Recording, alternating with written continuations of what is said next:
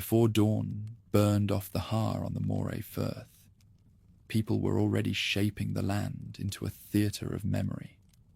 They raised circles that still catch the wind, set stones that catch the sun, and carved the first faint grammar of a northern story into earth and rock. Those early farmers of the late Neolithic did not leave chronicles, yet their monuments behave like sentences you can still read. At Orkney's ringed temples and Caithness's cairns, alignments bind sky to ground. Midwinter light threads chambers with a precision that whispers of patient eyes and settled ritual. Across the firths and islands, settlements stitched together fields of barley and patches of grazing. Longhouses, timber posts, and stone-walled enclosures marked communities that endured season by season. What they lacked in metal, they made up for in mastery of stone. Slabs fitted tight without mortar. Slabs heaved aloft to form lintels. Slabs set in circles where ceremonies unfolded. The sea was not a barrier, but a road. Boats stitched the archipelagos into a single neighborhood. Even in this early landscape, you sense a habit that will define the far north. People turning coastlines into corridors. Among the standing circles, ancestors mattered as much as crops. Burials curated the dead with careful placement. Bones and offerings were arranged with meanings we can feel but not translate. Ritual and subsistence ran side by side like twin streams. When copper and then bronze reached these shores, the new metals joined old stone rather than replacing it. Axe heads and ornaments gleamed in graves, but the culture still spoke in megaliths. Brox to be still a dream. The North adapted new tools without surrendering its older language of place. Through the Bronze Age, craft deepened. Smiths hammered skill from imported ingots. Traders ferried prestige goods up the Atlantic spine. Beads of glass, pins of bronze, a flash of gold. It all found its way into the hands of chiefs who claimed paths, pastures, and harbors. Hilltops grew watchful. Palisades bit into summits. Fire-blackened posts and rampart rings tell us that power had to be seen to be believed. In a world of islands and promontories, control was visibility, and the height of your walls was a statement as much as a shield. By the Iron Age, the North had perfected a new architectural boast, the Broch. On storm-bitten headlands and in green glens, great circular towers of dry stone rose like clenched fists. With double-skinned walls and winding stairs, they were feats of engineering and symbols of authority. Families and followers sheltered within. Hearth smoke seeped through thatch while cattle lowed in the court. Not every community built them, and not every tower dominated a kingdom, but the idea mattered. Here was a people turning stone into stature, parading skill, concentrating labor, and insisting on presence. Meanwhile, hill forts multiplied across the mainland. Places such as Tapanoth and Craig Fadrig look out over river valleys and firths, commanding routes that mattered, ways animals moved, ways strangers came. Enclosures were renewed over generations. Ramparts thickened, entrances funneled visitors along pathways where every step could be judged. This was politics in timber and stone, an architecture of negotiation and warning. Feasting vessels and ironwork hint at gatherings where alliances were toasted and rivalries measured. To live here was to live with neighbors you could not ignore. In the background, language moved like tidewater. Celtic speech, brought northward over centuries of contact and migration, folded into local voices. Names for hills and waters shifted. Gods and heroes took on familiar, yet new shapes. If we had a recording of a winter feast, we might hear kinship terms and warrior boasts with echoes from across the Irish Sea and far along the Atlantic facade, braided into the North's own cadences. Identity in this era was not a straight line, but a weave. Old threads and fresh dye, local looms working foreign wool. What the first farmers left in stone, later warriors wrote in iron. Swords and spears, bits and bridle fittings, shield bosses and mail. These announced a society where status could be carried at the hip. Yet even the gear of war cannot disguise the domestic rhythm. Querns ground grain, spindle whirls spun wool. Cattle herds snorted mist at dawn. Wealth often had hooves. Cattle, sheep, and swine were walking ledgers, their numbers and health a truer measure of power than any horde.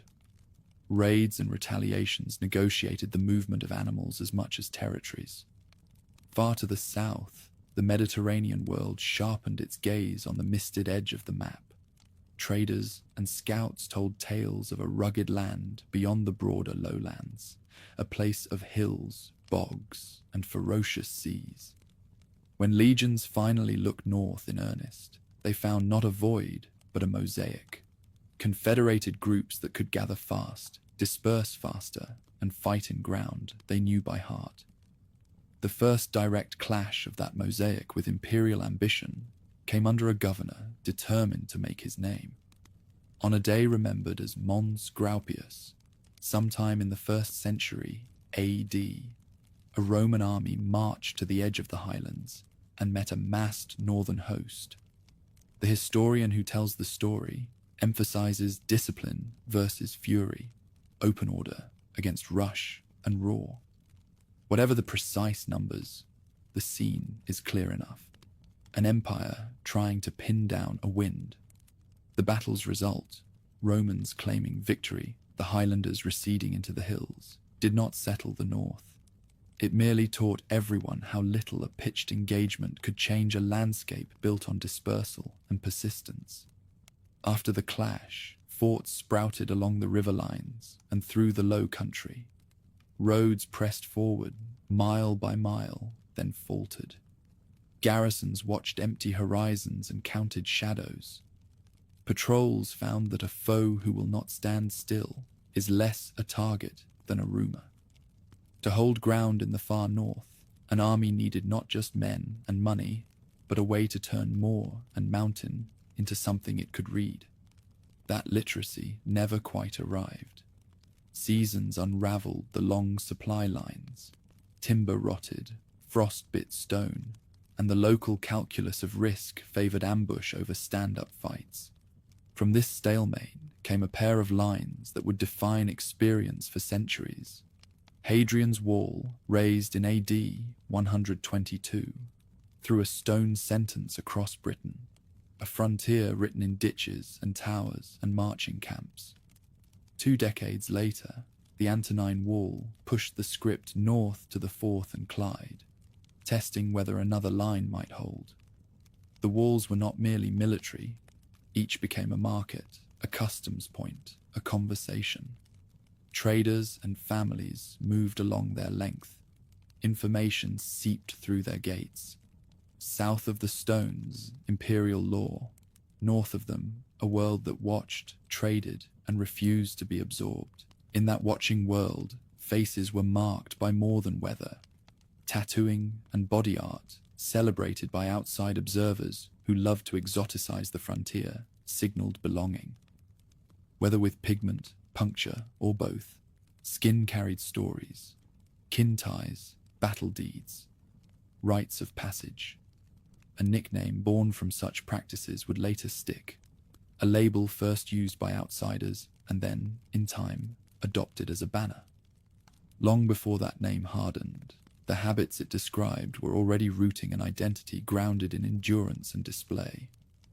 Coastal strongholds scanned sea lanes for sails as carefully as hill forts scanned river routes for dust. The ocean never stopped being a road. Island communities in Orkney and Shetland shared feasts and fears with mainland neighbours. Ferries of skinboat and plank tied them together like beads. Harbourhead settlements planned for sudden guests, some welcome, some not. The skills that mattered were seamanship, stock-keeping, and the delicate art of alliance. Leaders rose who could marshal those gifts and make themselves necessary in a landscape that punished arrogance. Across these centuries, religion shaded from ancestral rites toward a curiosity about new creeds without discarding the old. Offerings continued at springs and hilltops. Carved stones continued to fix memory in place. Travelers brought rumors of a faith born far to the south and east. But for now, the north still spoke with its own gods. When winter storms hammered the coast and the aurora walked like green fire over black water, people huddled around hearths and told ancestral tales that set courage against cold.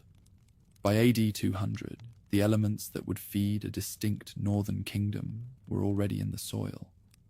A habit of building in stone, a mastery of the sea, a politics of watchful heights and swift gatherings, a taste for marks on skin and marks on rock, a repertoire of alliances that could stretch from island to island and valley to valley.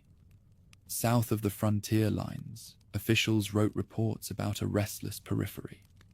North of the walls, communities wrote themselves into the land with towers and rings, with paths and cairns, with rites and raids. What emerged from that long prelude was not a vacuum waiting to be conquered, but a culture rehearsed for resilience. Empire could push, map, and measure. It could raise walls and plant flags. It could not dissolve a people who treated landscape as lineage. The first part of the story, then, is less about a name than a posture. Faces turned to wind and water, backs to warm stone, eyes trained on every pass. A society ready to be labeled by strangers, ready to be misunderstood, and ready, in time, to make the misunderstanding into a strength. Soon, the painted ones would step out from the mist, with a name the world would not forget. Frontiers are not just lines on a map. They are places where stories collide. To the Romans, Britain's northern edge felt like the end of the known world. Their roads ended in stone walls. Their towns thrived on trade and law. But beyond those boundaries stretched something different. Hills that rolled into mist, glens guarded by ancient forests, and shorelines beaten by restless seas. Beyond the familiar, the land dissolved into rumor. From that rumor, a new name emerged, one that would outlast the empire itself, the Picti, the Painted Ones. Earlier generations of Roman writers had spoken vaguely of the Caledonians and Maeatai, tribes who harried forts, ambushed patrols, and disappeared into their highland strongholds. But around the beginning of the 3rd century AD, the vocabulary shifted. Sources began to use a fresh term, one that hinted at something distinctive. These northerners, it was said, marked their bodies. Tattoos, dyes, or intricate art covered their skin, turning warriors into living canvases. Whether this was literal observation or a Roman flourish meant to exoticize them, the word carried an edge. Picti was shorthand for everything resistant, wild, and unbending about northern Britain. It was less about what they truly looked like, and more about what they represented, people who could not be subdued.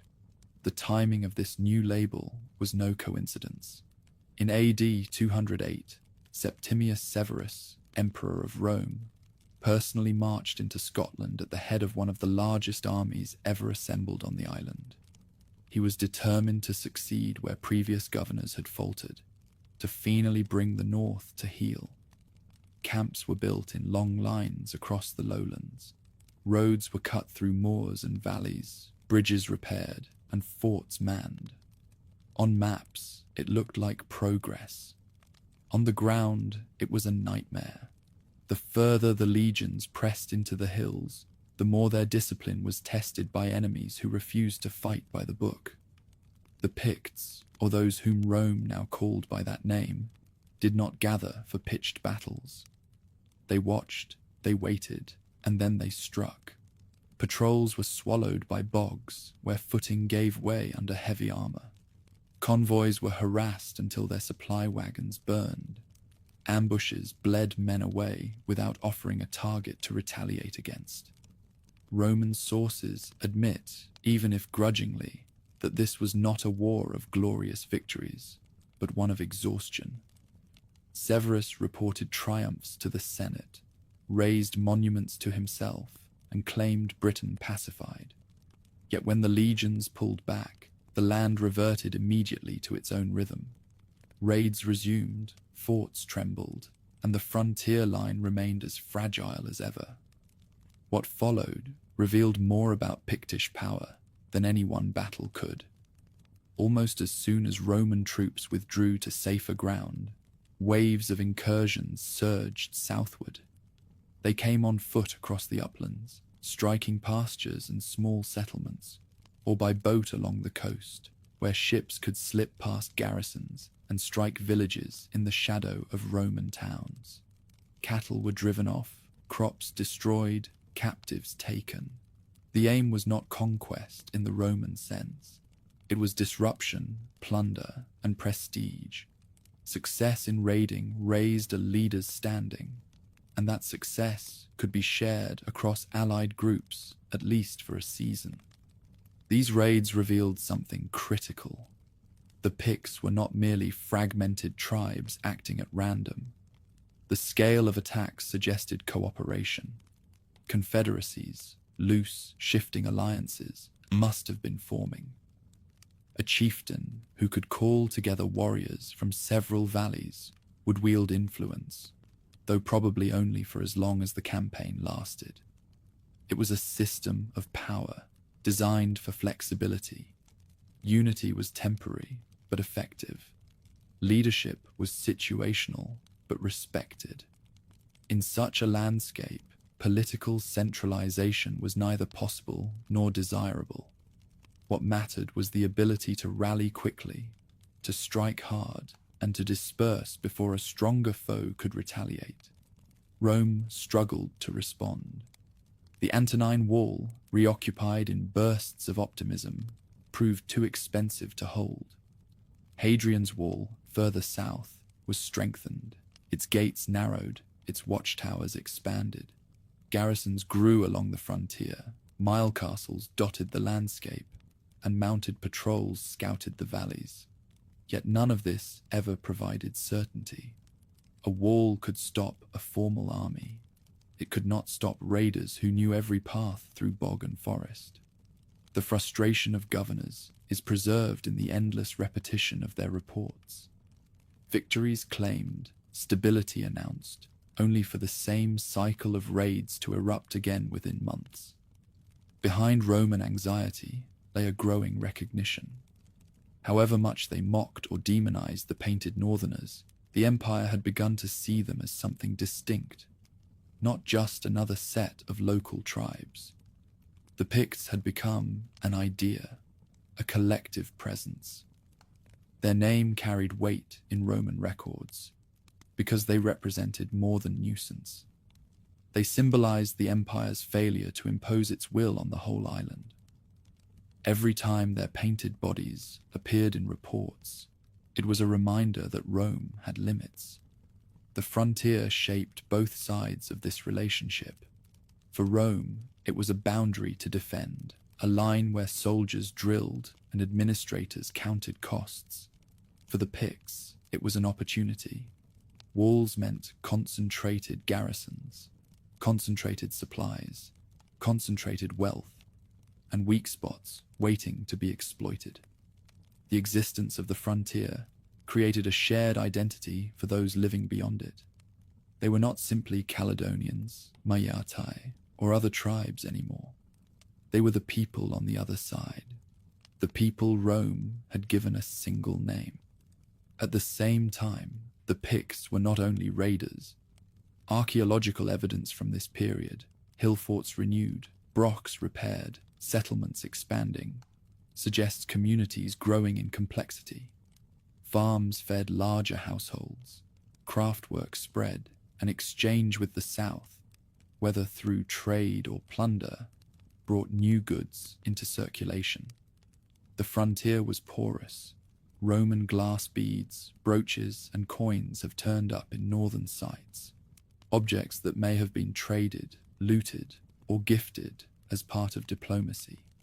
To the Romans, the Picts were a threat. To the Picts, Rome was both enemy and resource, a giant that could be harassed, borrowed from, and occasionally bargained with. By the end of the 3rd century, the name had stuck. The Picti were now a recognized presence in the wider Roman world. Alongside the Scotti from Ireland and Saxons from across the North Sea, they were counted as one of the 3 great raiding peoples who battered the western edges of the empire. Yet among them, the Picts were closest, most familiar, and in many ways the most unnerving. Unlike the others, they were not distant foreigners, they were neighbors. Their strongholds could be seen from the hills beyond the frontier. Their raids launched from valleys just a few days' march away. For Roman chroniclers, this made them a constant menace. For the Picts themselves, it may have been the crucible in which a collective identity formed, raiding, resisting, and forcing an empire to acknowledge them bound disparate tribes into something more durable. In the clash between frontier and highland, between walls and wilderness, a people stepped into the written record for the first time. What the Romans saw was not the whole story, far from it.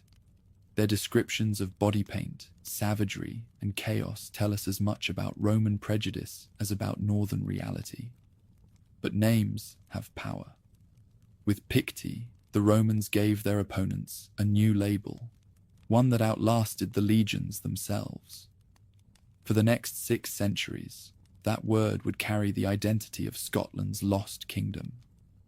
The Picts had not yet carved their symbol stones, built their great fortresses, or established their confederations of kings. That would come later. In this first glimpse, they appear only in shadow, through the fearful eyes of an empire that could not control them. And yet, even in shadow, they were unforgettable. Painted, elusive, defiant, they had become more than rumor. The North now had a name. Darkness was never still on Rome's northern frontier. Long after garrisons lit their watchfires on Hadrian's wall, movement stirred beyond the glow. Shadows crossing bogs, the faint splash of oars against tidewater, the whisper of warriors ready to strike. By the 4th century AD, the Picts had moved from being a name in Roman reports to a power that defined life on the borderlands. They were not content to defend their hills. They were on the offensive, raiding deeper and harder than ever before. The scale of these attacks marked a new phase. Early skirmishes had been nuisances. Now the raids grew into coordinated assaults involving hundreds, sometimes thousands of warriors. From the north and east they came, slipping past patrols, striking farmsteads, villas, and undefended settlements. The frontier walls still loomed across Britain, but they no longer guaranteed safety. Instead of one army sweeping forward, waves of smaller Pictish bands battered the province like relentless surf. The Romans had faced great tribal coalitions before, Gauls, Germans, Dacians, but here the challenge was different. The Picts did not need to defeat legions outright. They only needed to bleed the frontier until Rome weakened. Sea power was their sharpest new weapon. Roman writers increasingly describe seaborne raids, swift strikes launched from long, narrow boats hugging the coast. Pictish warbands learned to slip past headlands and land where defenses were thinnest. This was not merely opportunism, it was strategy shaped by geography. The Picts were masters of the inlets and firths of northern Scotland, and those waters became launching pads for expeditions into Roman Britain. In these raids, they were not alone. Alliances with the Scotti from Ireland and Saxon pirates from across the North Sea created what Roman officials called the Barbarica Conspiratio, a confederation of enemies who attacked by land and sea. To defend the island, Rome poured resources into Britain. Forts along Hadrian's Wall were reinforced, and coastal defences, later known as the Saxon shore forts, were strengthened from Kent to the Wash. Yet despite the building projects, Britain became one of the empire's most unstable provinces.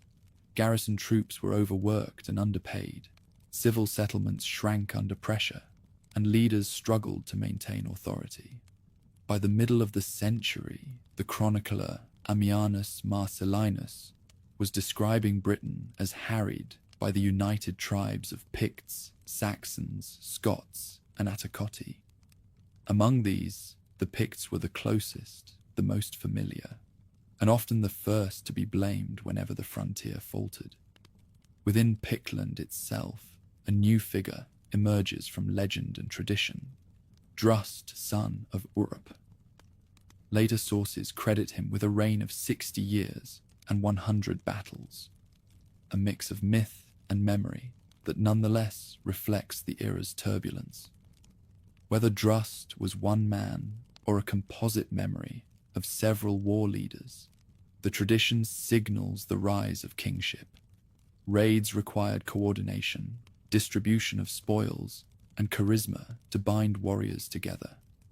Out of that crucible, figures like Drust stepped into authority, not as absolute monarchs, but as war chiefs whose reputations spread across valleys and generations. The endurance of Drust's legend suggests how identity was consolidating. Pictish power was no longer just tribal and local. Raids were forging a larger sense of belonging, a recognition that these painted northerners could act together in ways that alarmed the empire. Victory brought prestige, prestige brought followers, and followers brought continuity.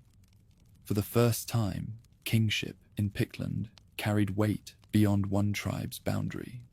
Meanwhile, Rome itself was shifting. The 4th century saw an empire increasingly strained by crises elsewhere. Persian wars in the east, Germanic invasions on the Rhine and Danube, political instability at the center. Britain was important but peripheral. Troops were often withdrawn for continental emergencies, leaving the island vulnerable. Each time the frontier was left thinly defended, the Picts surged south. For the people of Roman Britain, the threat was constant. Villas in the north fell into ruin. Farmland near the wall was abandoned. Marketplaces shrank. Archaeology tells the same story. Coins stopped circulating widely in these regions. Pottery imports decline, and rural prosperity gives way to fear and insecurity. The painted northerners had turned Roman order upside down. What made the Picts especially dangerous was their adaptability. Unlike some tribal groups who crumbled under Roman counterattacks, they never relied on a single tactic. When the legions advanced, the Picts melted into the hills. When the walls stiffened, they turned to the sea. When Roman patrols dominated the coast, they allied with Irish raiders to strike deeper inland. It was a strategy of constant adjustment, and it exhausted governors who tried to keep up. Even when Rome claimed victory in pitched battles, the cycle of raids began again almost immediately. Defeating the Picts was like fighting the weather. Storms could be driven back, but they always returned. This period also shaped Pictish identity through contact. Even as they fought Rome, they were absorbing elements of Roman culture. Some Pictish leaders may have negotiated with governors, exchanging hostages, gifts, or tribute. Roman goods entered Pictland: glass beads, brooches, silver vessels, not just as loot, but also as markers of prestige. A Pictish warlord drinking from a Roman cup was displaying victory twice over. He had both defeated and appropriated the empire's wealth. In this way, the Picts turned Rome into a resource, a reservoir of symbols and goods that they could fold into their own society. Yet beyond the material, the psychological balance had shifted. Rome had once tried to conquer the north, with campaigns like that of Agricola and Severus. By the late 4th century, the empire no longer spoke of permanent conquest. Instead, officials talked of defense, of holding the line, of containing the painted ones. The Picts had transformed from obstacles into a permanent fact of life, a frontier people who could never be eradicated, only managed. That endurance gave them strength. They had survived Rome at its height. They would survive as Rome itself began to decline. The withdrawal of Roman power in Britain during the early 5th century sealed this transformation. As imperial authority faltered, the frontier system collapsed. Troops were recalled, walls were left unmanned, and towns once protected by legions faced their enemies alone. For the Picts, this was opportunity on a scale unimaginable a century earlier. No longer confined to harrying raids, they could expand influence southward, pressing into territories once guarded by Rome. The north, once the empire's problem, was becoming its own world, independent, assertive, and increasingly self-defined. By the end of the 4th century, the Picts had ceased to be shadows on the wall.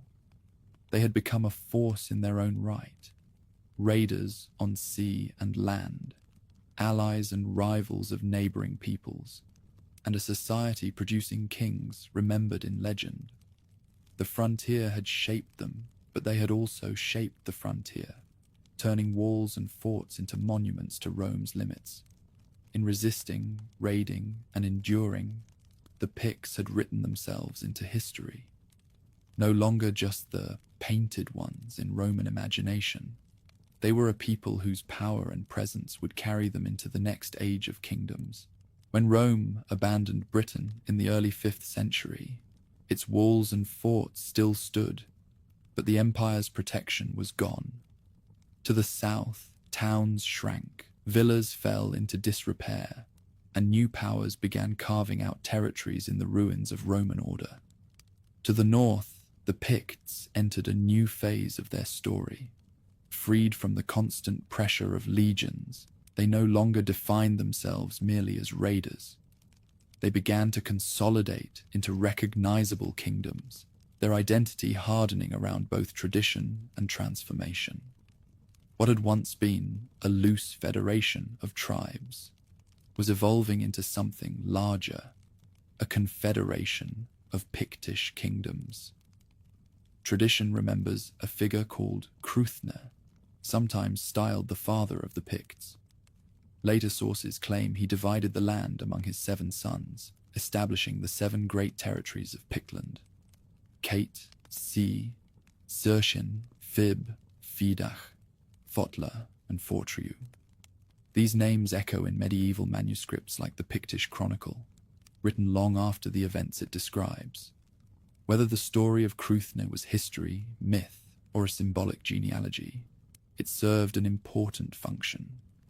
It explained how diverse regions could be imagined as one people, bound by a shared ancestry. For the Picts, as for many early societies, myth carried political weight.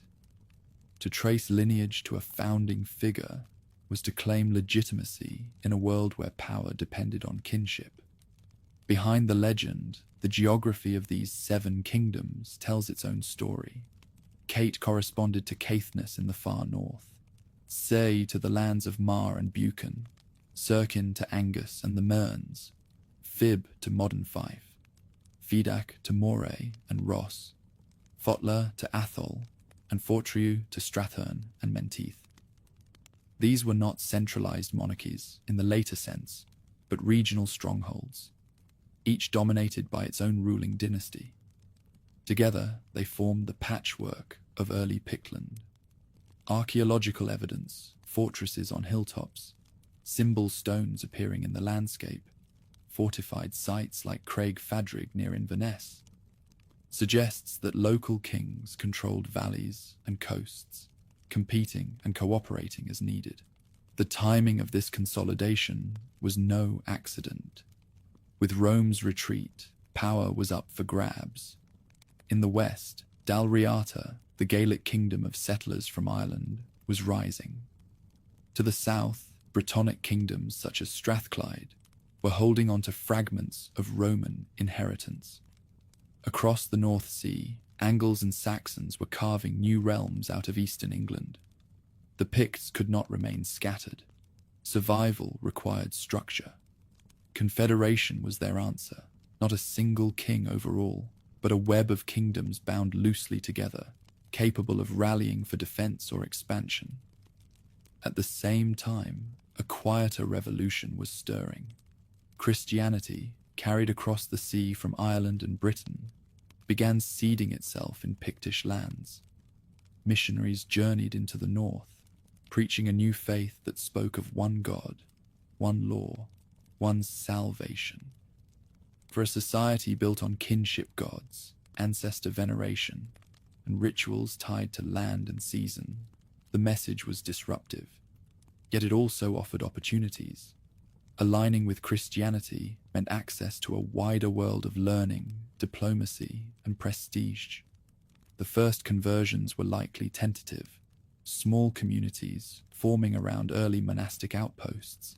Still, they marked the beginning of a long process that would reshape Pictland's culture and politics. The tension between the old and the new is vividly illustrated by ritual sites. At Burghead, a massive coastal fortress in Moray, archaeologists have uncovered evidence of bull sacrifices, an echo of pre-Christian religious practice. Yet not far from such sites, carved stones began to appear, slabs incised with symbols that mixed native motifs with Christian crosses. This fusion of art suggests a society negotiating its identity, blending the sacred traditions of the ancestors with the imagery of a new faith. The Picts did not abandon their past. They layered the Christian message onto it, creating a hybrid culture that was distinctly their own. Symbol stones are among the most enduring legacies of this era. Simple at first, crescent and V-rod motifs, double discs, enigmatic figures like the so-called Pictish beast. They soon grew more elaborate, standing as boundary markers, memorials, or political statements. They were a script in stone, one that still resists full decipherment.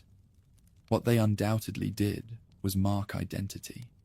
To carve a symbol was to declare presence, to claim lineage, and to communicate belonging. Just as Rome had once written its power in walls, the Picts now wrote theirs in stone, embedding symbols in the landscape that spoke to kin, rival, and stranger alike. At the political heart of this new confederation were the royal centres. Craig-Fadrig, overlooking Inverness, is often cited as a key stronghold of Fortriu, the kingdom that would later dominate Pictish affairs. From such fortified hilltops, kings ruled over networks of lesser chiefs, controlled trade routes, and gathered warbands. Authority rested not only on military might, but on feasting, gift-giving, and the maintenance of alliances. A Pictish king's hall was as much a theatre of politics as it was a dwelling. Guests saw the wealth of their host, ate from imported vessels, and listened to poets recite genealogies that bound them to an imagined past stretching back to Cruithne. Relations with Dalriata added further complexity. These Gaelic neighbours, settled in Argyll and the islands, were both rivals and partners. The sea between them was not a barrier, but a highway, and across it flowed both warriors and missionaries. Some traditions speak of Pictish kings, marrying Irish princesses, forging alliances across cultural lines. Others remember conflict as Gaelic raiders pressed eastward into Pictish territory. The relationship was never static. It oscillated between hostility and cooperation, shaping both kingdoms' futures. Out of this contact, ideas and identities mixed, adding yet another layer to the hybrid nature of Pictland. If raids had defined the Picts in Roman eyes, by the 5th century their story was turning inward, towards state formation. They were no longer only the menace beyond the walls. They were rulers of lands, patrons of faith, and commissioners of art. This was not yet the Pictish kingdom of later centuries, unified under a single powerful king. But the seeds were sown. Each regional kingdom added its strength to a collective identity that outsiders would continue to call Pictland. Still, fragility lay beneath the surface. Confederation depended on the balance of power between local rulers, and unity was always precarious. Alliances could shift with a marriage, a feud, or a raid gone wrong. Rivalry between kingdoms, Fortriu in the south, Kate in the far north, Zircon along the coasts, prevented long-lasting central authority. Yet perhaps this very fluidity was also a strength. The Picts had survived Rome by being elusive and adaptive. Now, in the age of kingdoms, their political flexibility continued to protect them. No single defeat could crush the whole confederation. Power was spread, resilient, ready to reassemble. By the end of the 5th century, the Picts were no longer shadows on the edge of empire. They had taken on clearer form, kingdoms with centers of power, rulers remembered in lists, symbols carved into stone, and communities shaped by both ancient rites and Christian preaching. Their neighbors to the south and west would increasingly have to reckon with them, not only as raiders, but as organized polities, capable of diplomacy, conflict, and cultural innovation. The early Pictish Confederation was not the final shape of their world, but it was the beginning of the kingdom as a concept in the north. Out of hills, glens, and coasts once written off as untamed, a political mosaic was emerging, stitched together by legend, lineage, and stone. In the centuries to come, these kingdoms would test their strength against Gaels, Britons, and Saxons alike. For now, they were still finding their form, half in memory, half in archaeology, entirely their own. In the northern kingdoms, power had long been measured in stone. Hill forts crowned the ridges, brocks rose like ancient sentinels, and carved slabs carried the secret language of symbols, the crescent, the double disc, the strange beast whose meaning is still unknown. These marks rooted the Picts to their past. Yet in the 6th century, another kind of mark appeared on their landscape, the cross. Christianity was pushing into Pictland, not as a single sudden revolution, but as a slow tide, mingling with older traditions and reshaping the north in ways neither its kings nor its priests could fully predict. The story of that tide is inseparable from one man, Columba, the Irish monk who left his homeland for exile and mission. In AD 563, he landed with followers on the small island of Iona, off the western coast. From this windswept rock, he built a monastery that would become one of the most influential spiritual centers in early medieval Europe. Columba's mission was not aimed only at the Gaels of Dalriata. His ambitions stretched further. He looked east, across the rugged spine of the highlands, into the territories of the Picts. Adamnan's Life of Columba, written nearly a century later, preserves the most famous episode of this mission. Columba travelled to Inverness, where Bride MacMelchon, one of the most powerful Pictish kings, ruled from his fortress at Craig Fadrig.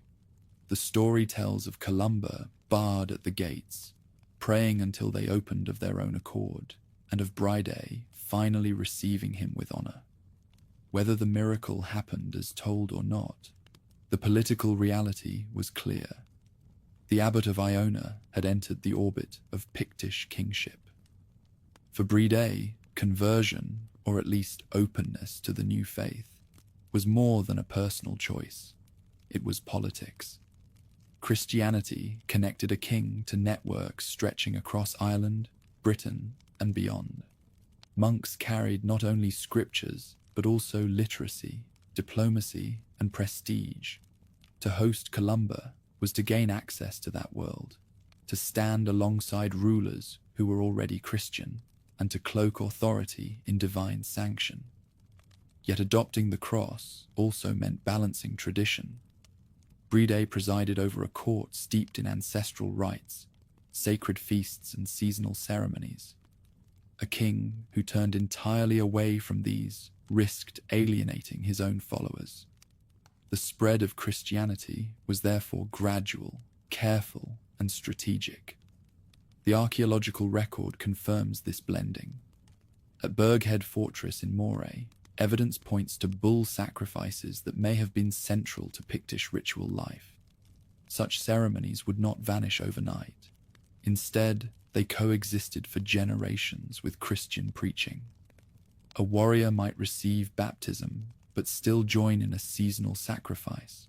A community might raise a cross slab, but still gather at ancient wells believed to hold sacred power. The Pictish response to Christianity was not submission, but adaptation, folding the new into the old. The symbol stones capture this process with striking clarity.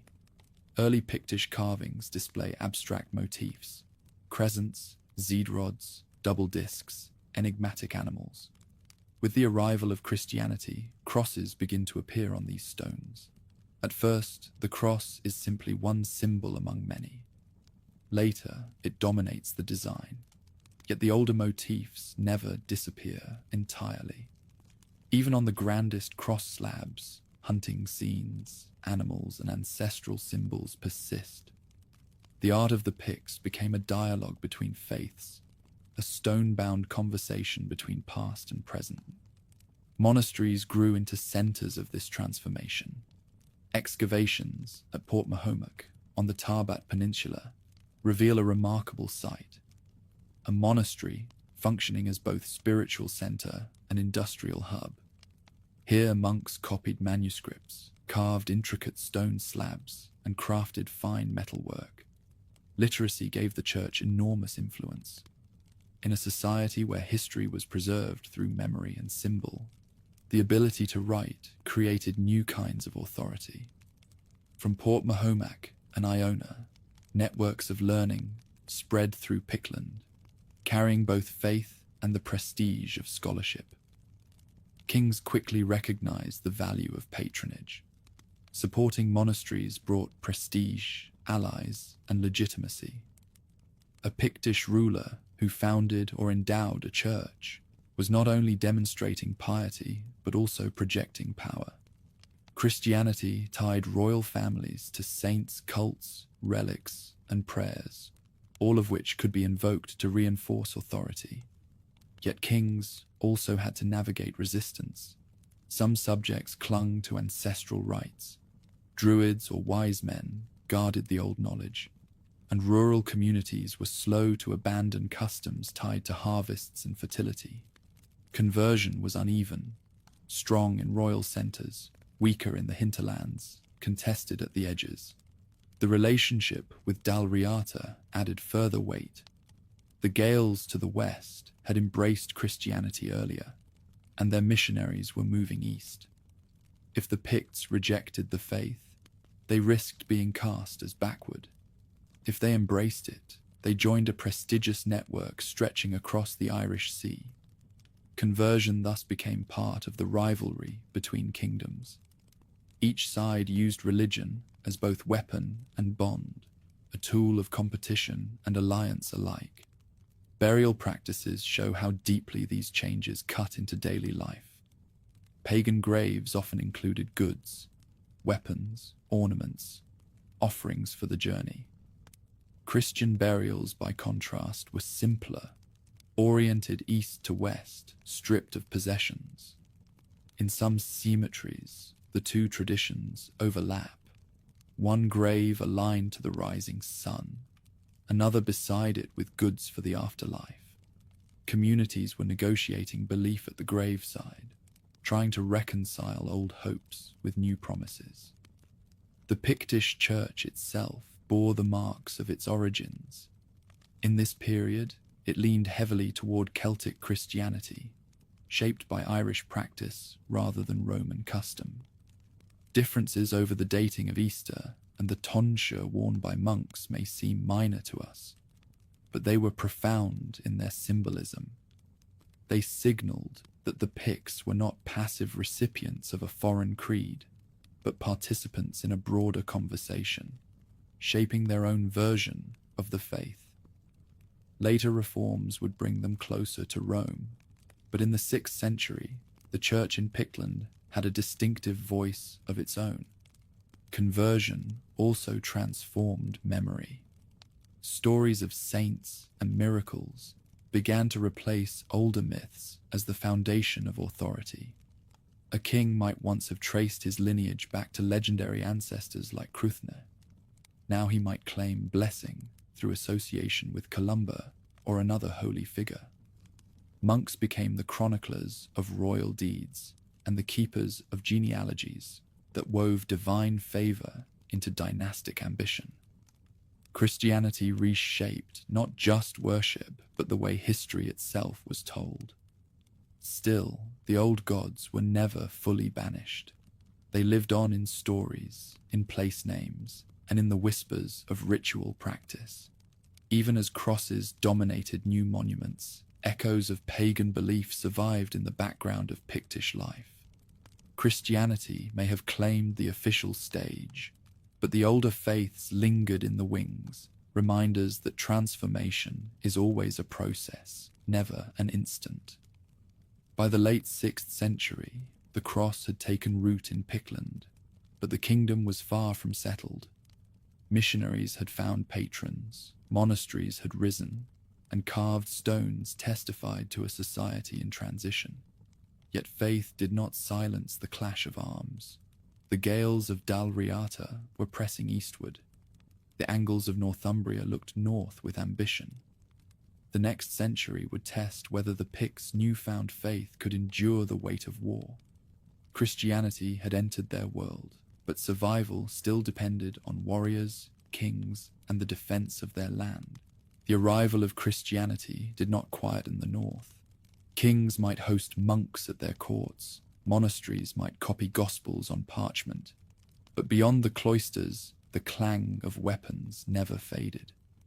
Pictland stood between rival powers, and no prayer could shield it from the ambitions of its neighbours. Faith had offered new legitimacy. Survival still depended on the spear. To the west, the Gaels of Dalriata remained constant adversaries. Their kingdom thrived on the sea. Fleets of long, narrow boats carried warriors between Argyll, the Hebrides, and the shores of western Pictland. Christianity had reached them earlier, and through their ties with Iona, they wielded both spiritual and military influence. For Pictish rulers, Dalriata was an unsettling mirror, another warrior society, but one with stronger fleets, broader alliances, and a surer footing in the new faith. Skirmishes flared regularly along the western seaways, sometimes raids, sometimes outright campaigns for control of fertile valleys and vital ports. The danger from the south was even greater. Northumbria, forged from the Anglo-Saxon kingdoms of Bernicia and Deira, had become the most powerful force in Britain. Its kings expanded aggressively, subduing Brittonic territories and pressing into Pictish lands. Northumbrian missionaries also travelled north, bringing not only Roman forms of Christianity, but also the political expectations that came with them. Aligning with the Northumbrian church could mean aligning with Northumbrian authority. For the Picts, this intrusion of faith and politics carried familiar echoes. Another empire, another attempt to bind them under an outsider's order. Within Pictland itself, unity was fragile. the confederation of kingdoms still produced rival claimants, and no single ruler held uncontested sway. Yet among the shifting dynasties, one power base grew stronger than the rest. Fortriu, centered in the central highlands and valleys of Strathern. From this heartland, kings began to exert wider influence, calling war bands from multiple regions and hosting courts that drew attention beyond their borders. The most prominent of these rulers was Brede MacBelly, remembered for his strength and for the decisive role he played in resisting Northumbria. Brede's rise came at a moment when Northumbria's ambitions reached their peak. King Ecgfrith, confident after victories over Britons and Gaels, led campaigns deep into Pictish territory. Northumbrian influence spread north of the Forth. Some Pictish rulers may even have been forced into submission. For a time, it seemed the Angles might succeed where Rome had failed, dominating the north not with legions, but with Anglo-Saxon warbands and Christian bishops. But Pictish kings had survived stronger threats before. Brede recognized that open resistance was dangerous, yet submission was ruinous. He chose a middle path, strengthening fortresses, consolidating power, and waiting for the moment when Northumbrian confidence turned into overreach. That moment came in AD 685, in the battle remembered as Dun Nectine or Nectansmere. The chronicles are brief, but the outlines are sharp. Ecgfrith marched north with a strong army, pushing deep into Pictish lands. Perhaps he intended to crush Brede's power once and for all, or perhaps to punish defiance from northern tribes. Either way, the move was reckless. His army, heavy with cavalry and shield-bearing warriors, was suited to open battlefields, not to the boggy, broken terrain of Angus. Brede seized the advantage. According to later tradition, the Picts used a feigned retreat to lure Ecgfrith into marshland. Once the Northumbrians were entangled, Pictish warriors closed in from stronger positions. Cavalry could not charge effectively. Infantry found themselves slowed by waterlogged ground. Brede's men struck with precision, surrounding and cutting down their opponents. Ecgfrith himself was killed in the fighting, and his army was destroyed. What began as an invasion ended as a disaster. The victory at Nectansmere changed the balance of power. Northumbria's dominance in the north collapsed overnight. The loss of a king and a large portion of its elite warriors forced the kingdom to retreat, focusing its efforts on survival rather than conquest. The Picts, once again underestimated, had proven themselves capable not only of resisting, but of annihilating a stronger foe. Their reputation spread, and their kingship gained new authority. The triumph also carried religious resonance. Bede, writing in the early 8th century, framed Ecgfrith's death as divine punishment for arrogance. The Picts, who had recently embraced Christianity more fully, could point to the battle as proof that God favored their cause. Victory on the field became victory in the realm of faith as well, and Brede's prestige soared. He had defended both land and church, ensuring that Pictland would no longer be treated as a subordinate province of Northumbria. In the aftermath, Pictish kings invested heavily in fortifications and symbols of authority. Dundurn, Forteviot, and Burghead became fortified centres, serving both as defensive positions and as seats of royal ceremony. Here, kings held courts, distributed gifts, and presided over feasts that bound warrior elites to their rule. Royal power was being redefined, not only as the ability to command warbands, but also as the ability to project order and legitimacy across wider territories. Cultural expression followed the same trajectory. Symbol stones became more elaborate, with scenes of hunting, processions, and battles carved alongside crosses. These images were not idle decoration. They were political statements. To carve a cross into stone was to proclaim Christian kingship. To depict warriors and horsemen was to remind viewers of victories like Nectansmere. Art became propaganda, embedding memory into the landscape where no one could ignore it. The consequences of Bride's success rippled far beyond the battlefield. The Britons of Strathclyde found breathing room, freed from Northumbrian pressure. Dalriata, weakened by its own struggles, was unable to expand at Pictish expense. Fortriu's dominance within Pictland itself became clearer, setting the stage for a more centralized kingship in the generations ahead. What had once been a confederation of uncertain loyalties was hardening into a kingdom recognized across Britain. Still, unity was never absolute. Rival claimants remained, and the system of matrilineal succession, power often passing through a sister's son rather than a direct heir, ensured constant competition. Yet Bride's victory gave the Picts something they had lacked before: the prestige of having defeated one of the strongest kingdoms in Britain.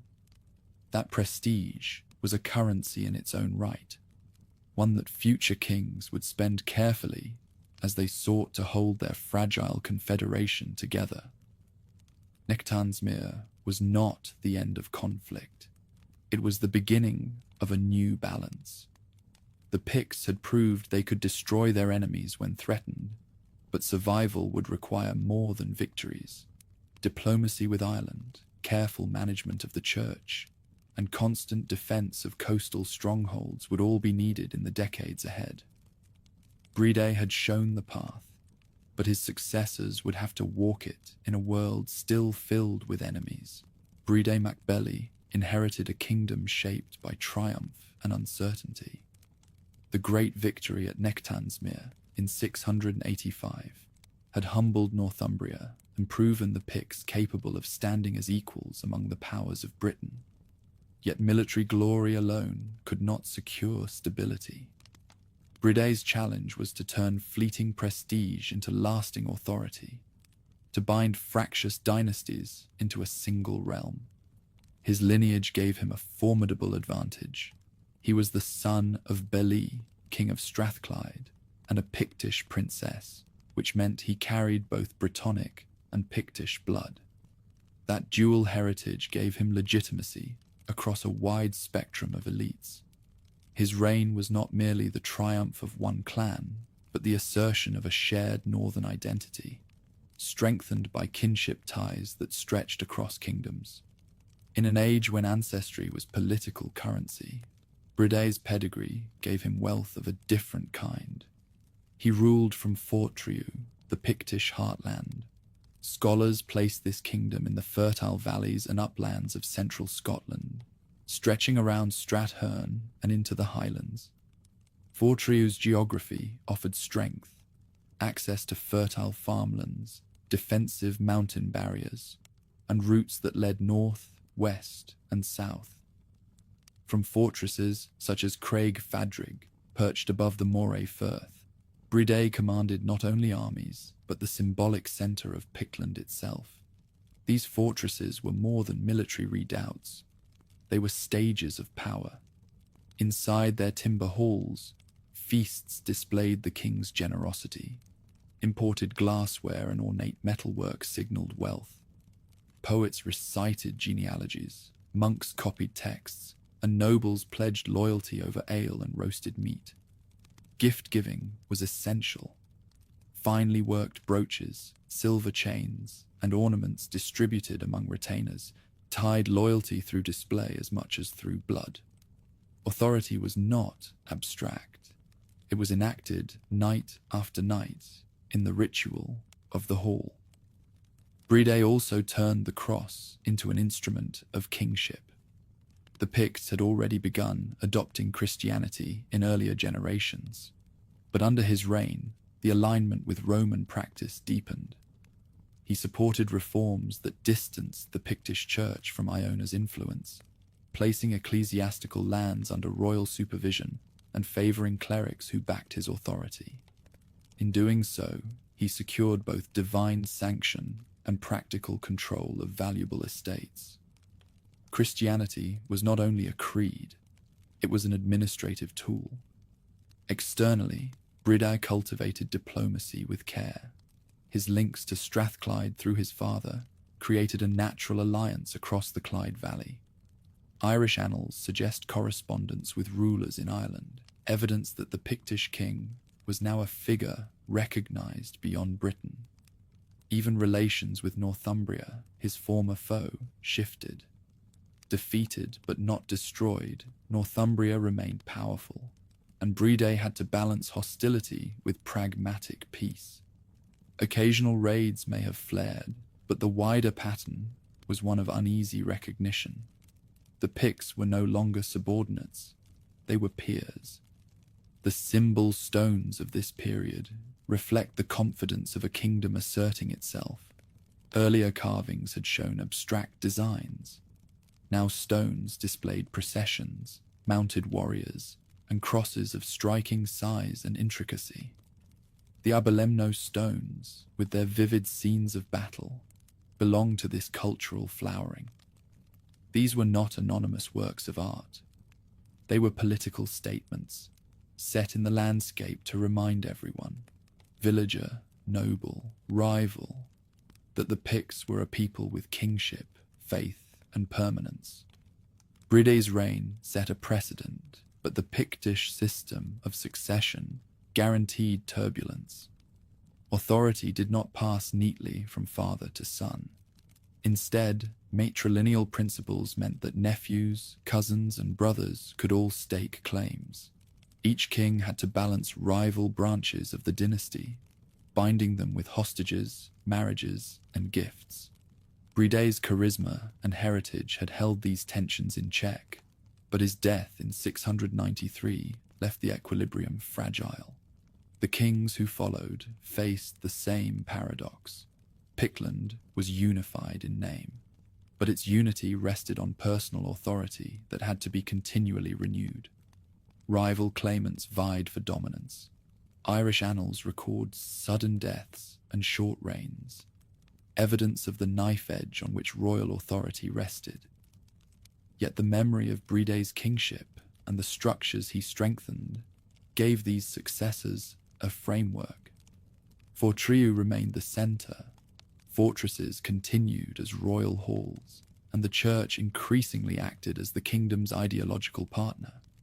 Meanwhile, coastal defences like Burghead underscored Pictish awareness of seaborne threats. This massive promontory fort, with its ramparts and harbour access, likely served as a naval base, housing ships that patrolled the Moray Firth. The very existence of such a site speaks to Bride's legacy. The Picts were thinking not only of defence, but of projection, able to contest the seas that Gaels and Norse would later roam. Foreign observers increasingly treated the Picts as a kingdom to reckon with. Entries in the Annals of Ulster and the Annals of Tigernach noted their kings, recording victories and deaths. To appear in those records was to matter, to be counted among the recognised powers of the Irish sea world. Bride had elevated his people from the shadows of Roman prejudice into the annals of Christendom. His successors inherited both his opportunities and his problems. The wealth of the kingdom had grown, but so had the competition for its throne. Each new ruler had to manage nobles who remembered being nearly kings themselves. Each had to court the church while ensuring it did not slip into independence, and each had to remember that Gaels, Britons, and Angles watched closely, ready to exploit any weakness.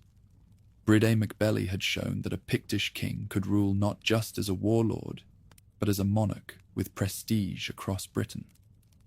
He left behind a kingdom more unified than it had ever been, but also a crown more coveted than ever before.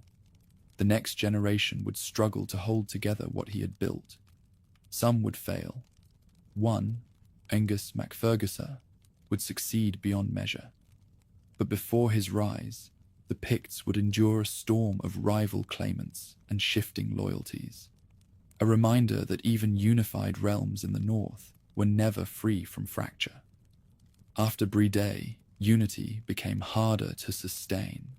The throne passed quickly between claimants, each trying to hold Fortriu together.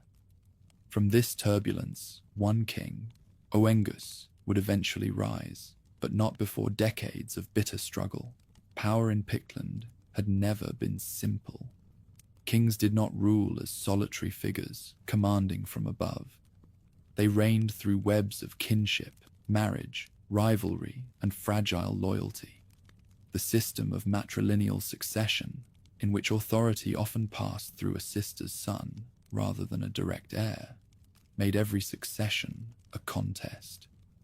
Brothers, nephews, and cousins could all claim legitimacy, and with each new reign, the balance of power shifted.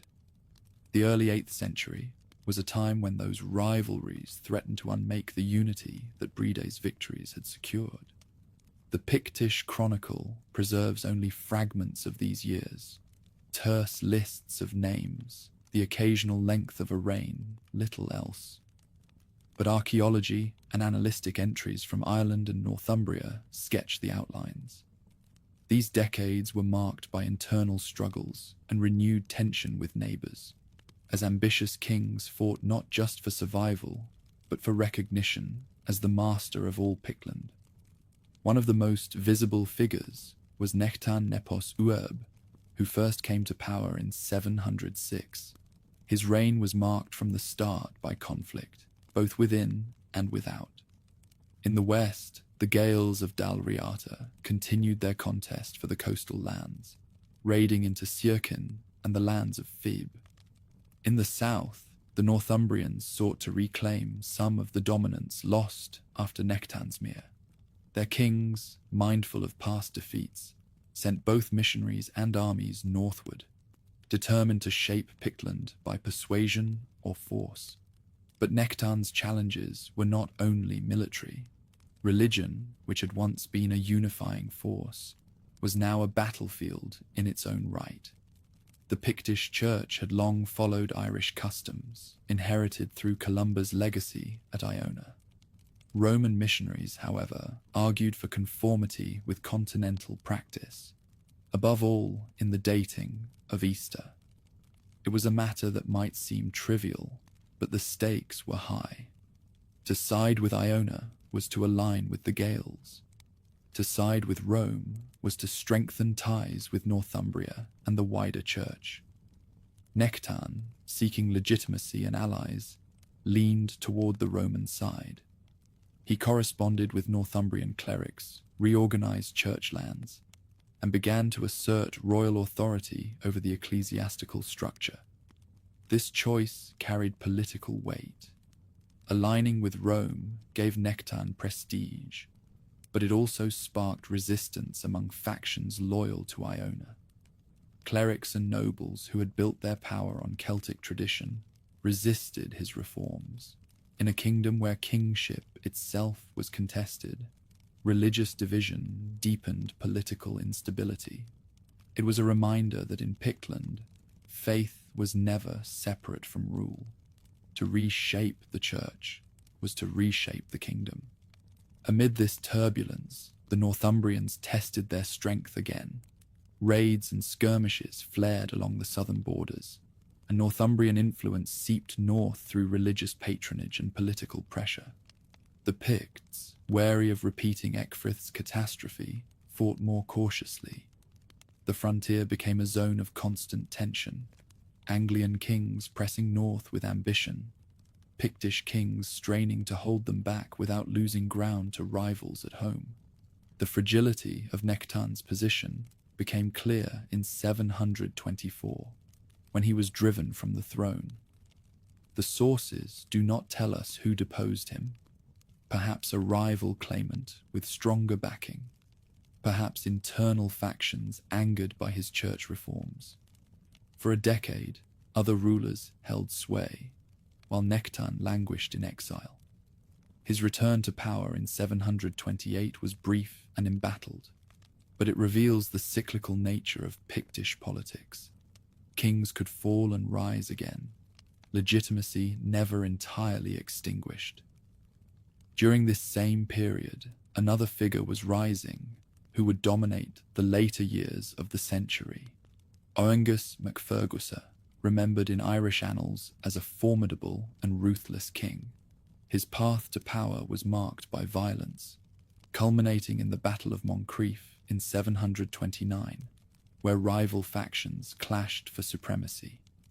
Oengus emerged victorious, his rivals slain or scattered, and from this base he began to extend his influence across all Pictland. The annals speak of him in tones of respect and dread, a king who imposed order by the sword as much as by lineage. The society that sustained these rivalries was itself in transition. Warrior aristocrats still dominated politics, their loyalty secured through gift-giving, feasting, and the promise of plunder. Yet monasteries were also gaining influence, controlling lands, and producing literate clerics who could bolster or undermine a king's legitimacy. In these decades, Pictland balanced between two poles, the sword-bearing noble and the tonsured monk, each vying to shape the kingdom's destiny. Archaeological evidence adds texture to this picture. At sites like Forteviert and Berghead, fortified centers reveal both military strength and ritual significance. Feasting halls, high-status metalwork, and imported goods speak of kingship that relied on spectacle and wealth.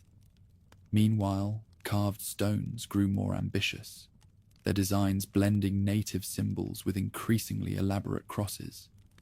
These monuments were public declarations of power, kings and their supporters setting their mark in stone, reminding rivals and subjects alike of their authority.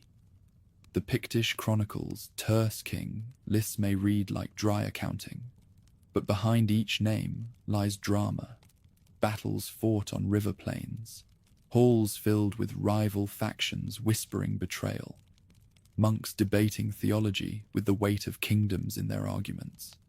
Nectan's fall and Wengus's rise were not isolated events, but part of a constant cycle. Ambitious men pressing claims, alliances shifting, and power never resting in one place for long. By the early 730s, Wengus had established himself as the dominant figure, though his full power would unfold in later years. Nectan's attempts at church reform, though controversial, left a lasting imprint, aligning Pictland more firmly with Roman Christianity. The decades of rivalry had not weakened the kingdom beyond repair. Instead, they had hardened it. Through conflict, Pictland learned to endure. Through shifting thrones, it learned to adapt. The wars and rivalries of these years did not produce a single unbroken dynasty, nor a settled kingdom, but they prepared the ground for something greater. Out of the turbulence of succession and reform, emerged rulers who would finally bind the Picts into a force capable of shaping all of northern Britain. The next act in the story would belong to Engus, and under his reign, the Pictish kingdom would reach its greatest height. Nectan's son of Derile, remembered in the chronicles as Nectan Nepos Uerb, is one of the first Pictish kings we can glimpse with any detail. His reign, beginning in the early 730s, came at a moment when kingship was not simply about battle, but also about belief. The Pictish kingdom had grown strong under Bride, and Wengus's rise was still ahead. But Nectan's greatest achievement was not on the battlefield. It was in the church. From his seat in Fortriu, Nectan looked beyond his borders for models of authority. He wrote to clerics in Northumbria, asking for advice on Roman practices, and invited churchmen to instruct his clergy. Most importantly, he enforced the Roman calculation of Easter, rejecting the older Celtic method, followed by Iona and much of the Irish Church. For him, this was not a technical matter of calendars, but a statement of identity. By aligning Pictland with Rome, Nectan positioned his kingdom as part of the wider Christian world and distanced it from the influence of Dalriata. The reforms had consequences at home.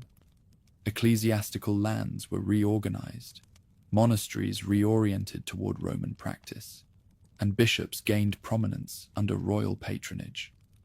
The Pictish king was not ceding power to the church, he was drawing it into his orbit.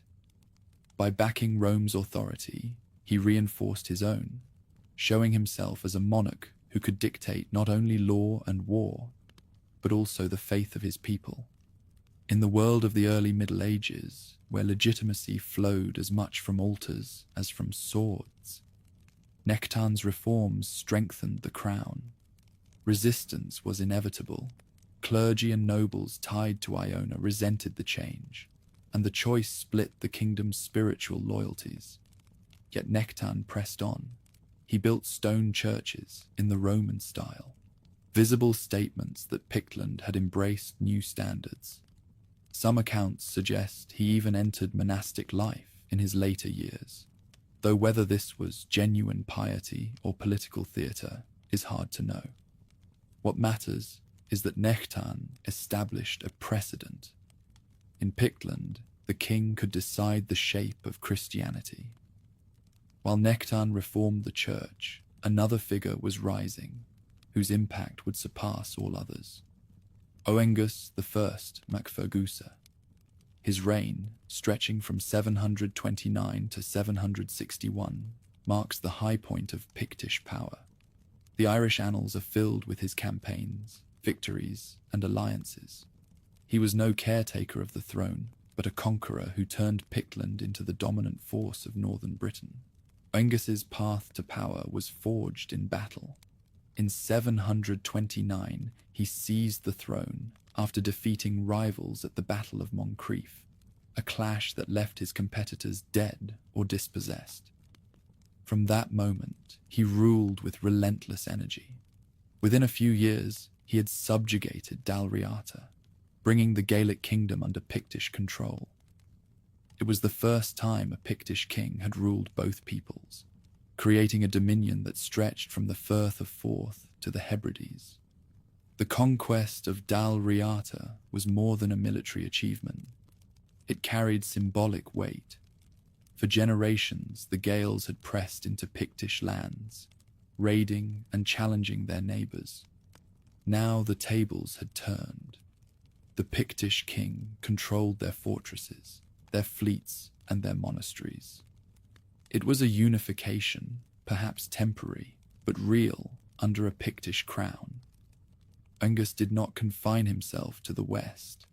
He fought Britons in Strathclyde, extended influence into the Orkneys, and dealt with Northumbrian kings as a rival rather than a subordinate. To Ireland, the annals record his presence as a figure whose campaigns affected the balance of power across the sea. For 3 decades, his name appears as a constant. Oengus the Victorious, Oengus the Powerful, Oengus the King who made the Picts into Britain's northern empire. Power was displayed not only in battles, but also in stone. The age of Oengus saw the flowering of Pictish art, especially in monumental carvings. The Aberlemno stones, with their intricate scenes of cavalry, hunting, and warfare, date to this period. The Hilton of Cadboll stone, a masterpiece of Pictish sculpture, shows both Christian and secular imagery. A cross of elaborate interlace on one side, a royal procession with horsemen and musicians on the other. These stones were not private devotions, but public monuments, placed where travellers and subjects could see them. They proclaimed kingship in symbols more lasting than memory. The designs themselves remain enigmatic: crescents and V-rods, double discs, and the so-called Pictish beast. Their meaning is debated, but within the kingdom, they were unmistakable signs of belonging. Combined with crosses, they became a hybrid language, fusing ancestral motifs with Christian authority. In Wengus's reign, this language reached its height.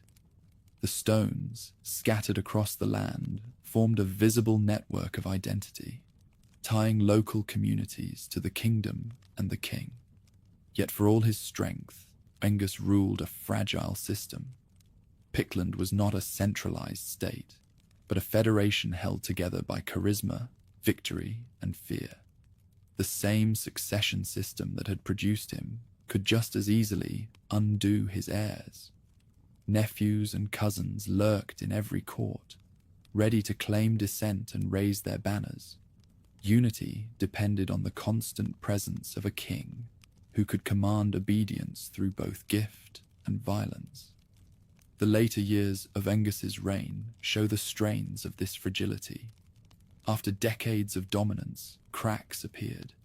Dalriata, though subdued, simmered with resentment. Alliances were costly to maintain, and constant campaigning drained resources. The annals note defeats as well as victories, reminders that even the greatest of kings could not control fortune forever.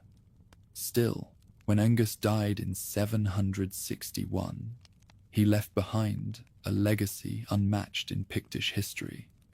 For one generation, the Picts had been the masters of northern Britain. Nectan's reforms and Wengus's conquests together define this age. One gave the Picts a church aligned with Rome, a foundation for legitimacy that reached beyond the Isles. The other gave them an empire of sorts, an assertion of power that reverberated through neighboring kingdoms, church and sword, altar and battlefield. This was the Pictish Golden Age. Its brilliance, however, carried shadows. A kingdom so dependent on a single ruler's strength could not guarantee continuity. The moment Wengus's grip loosened, rivals would rise, and unity would fracture again. The next century would prove how fragile the Pictish realm remained, even at the height of its cultural and military achievement. Coastal life in Pictland had always lived with the sea's rhythm. Fishermen cast their nets into firths, traders sailed between islands, monks settled on headlands where the surf beat against rock. The sea was road and boundary, gift and danger. In the late 8th century, that balance broke. From beyond the horizon came long, sleek ships, their prows carved like beasts, their warriors armed with axes and fire. The Norse had arrived. The first shock fell in AD 795, when raiders struck the monastery at Iona. For generations, Iona had been a beacon of learning and sanctity, a place tied by memory to Columba himself. To see it plundered, its monks cut down, its treasures carried off, was a wound felt across all the northern kingdoms. For the Picts, the news was more than tragedy. It was warning. The coastlines that had carried trade and missionaries could now deliver enemies who struck without warning, then vanished back into the sea. The pattern repeated with cruel regularity. In 802, and again, in 806, Iona was attacked, the second time with slaughter so great that 68 monks were killed. The Norse were not like the Gaels or Angles, who came to conquer, to hold land, or to extract tribute. They came first as raiders, hit-and-run assaults that left ruins and ash where once stood churches and workshops. Monasteries were their favoured targets, not for theology, but for treasure. Chalices, reliquaries, gospel books bound in jewelled covers, all became loot. Pictland's own coasts suffered as well. The monastery at Port Mahomet, a thriving centre of art and learning on the Tarbat Peninsula, was destroyed in these early waves of raiding. Archaeology tells the story. Charred remains, smashed workshops, interrupted scripts in half-finished manuscripts.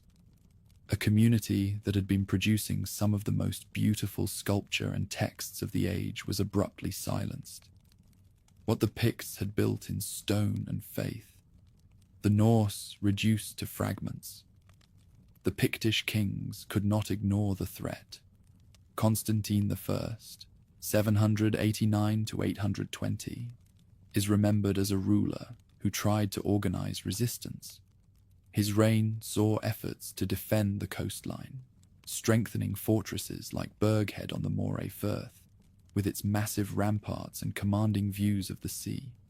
From such strongholds, fleets of Pictish ships could be launched to patrol the firths and intercept raiders.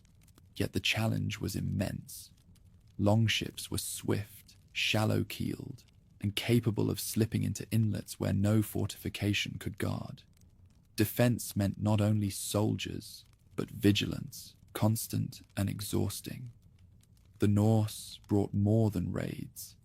They began to settle. The islands of Orkney and Shetland, lying like stepping stones off the northern coast, were too strategically valuable to remain untouched. By the early 9th century, Norse settlers had begun to claim them, turning what had once been Pictish territory into bases for further expansion. From there, raiding parties could strike into the Hebrides, Caithness, and beyond, while families took root and new communities grew. It was the beginning of a transformation that would permanently alter the balance of power in the north. For the Picts, the Viking threat struck at their core. Monasteries were not just places of prayer. They were centers of knowledge, scriptoria where texts were copied, treasuries of relics that sanctified kingship. To see them burned was to watch the pillars of legitimacy topple. Kings responded by moving relics inland, protecting them from coastal assault.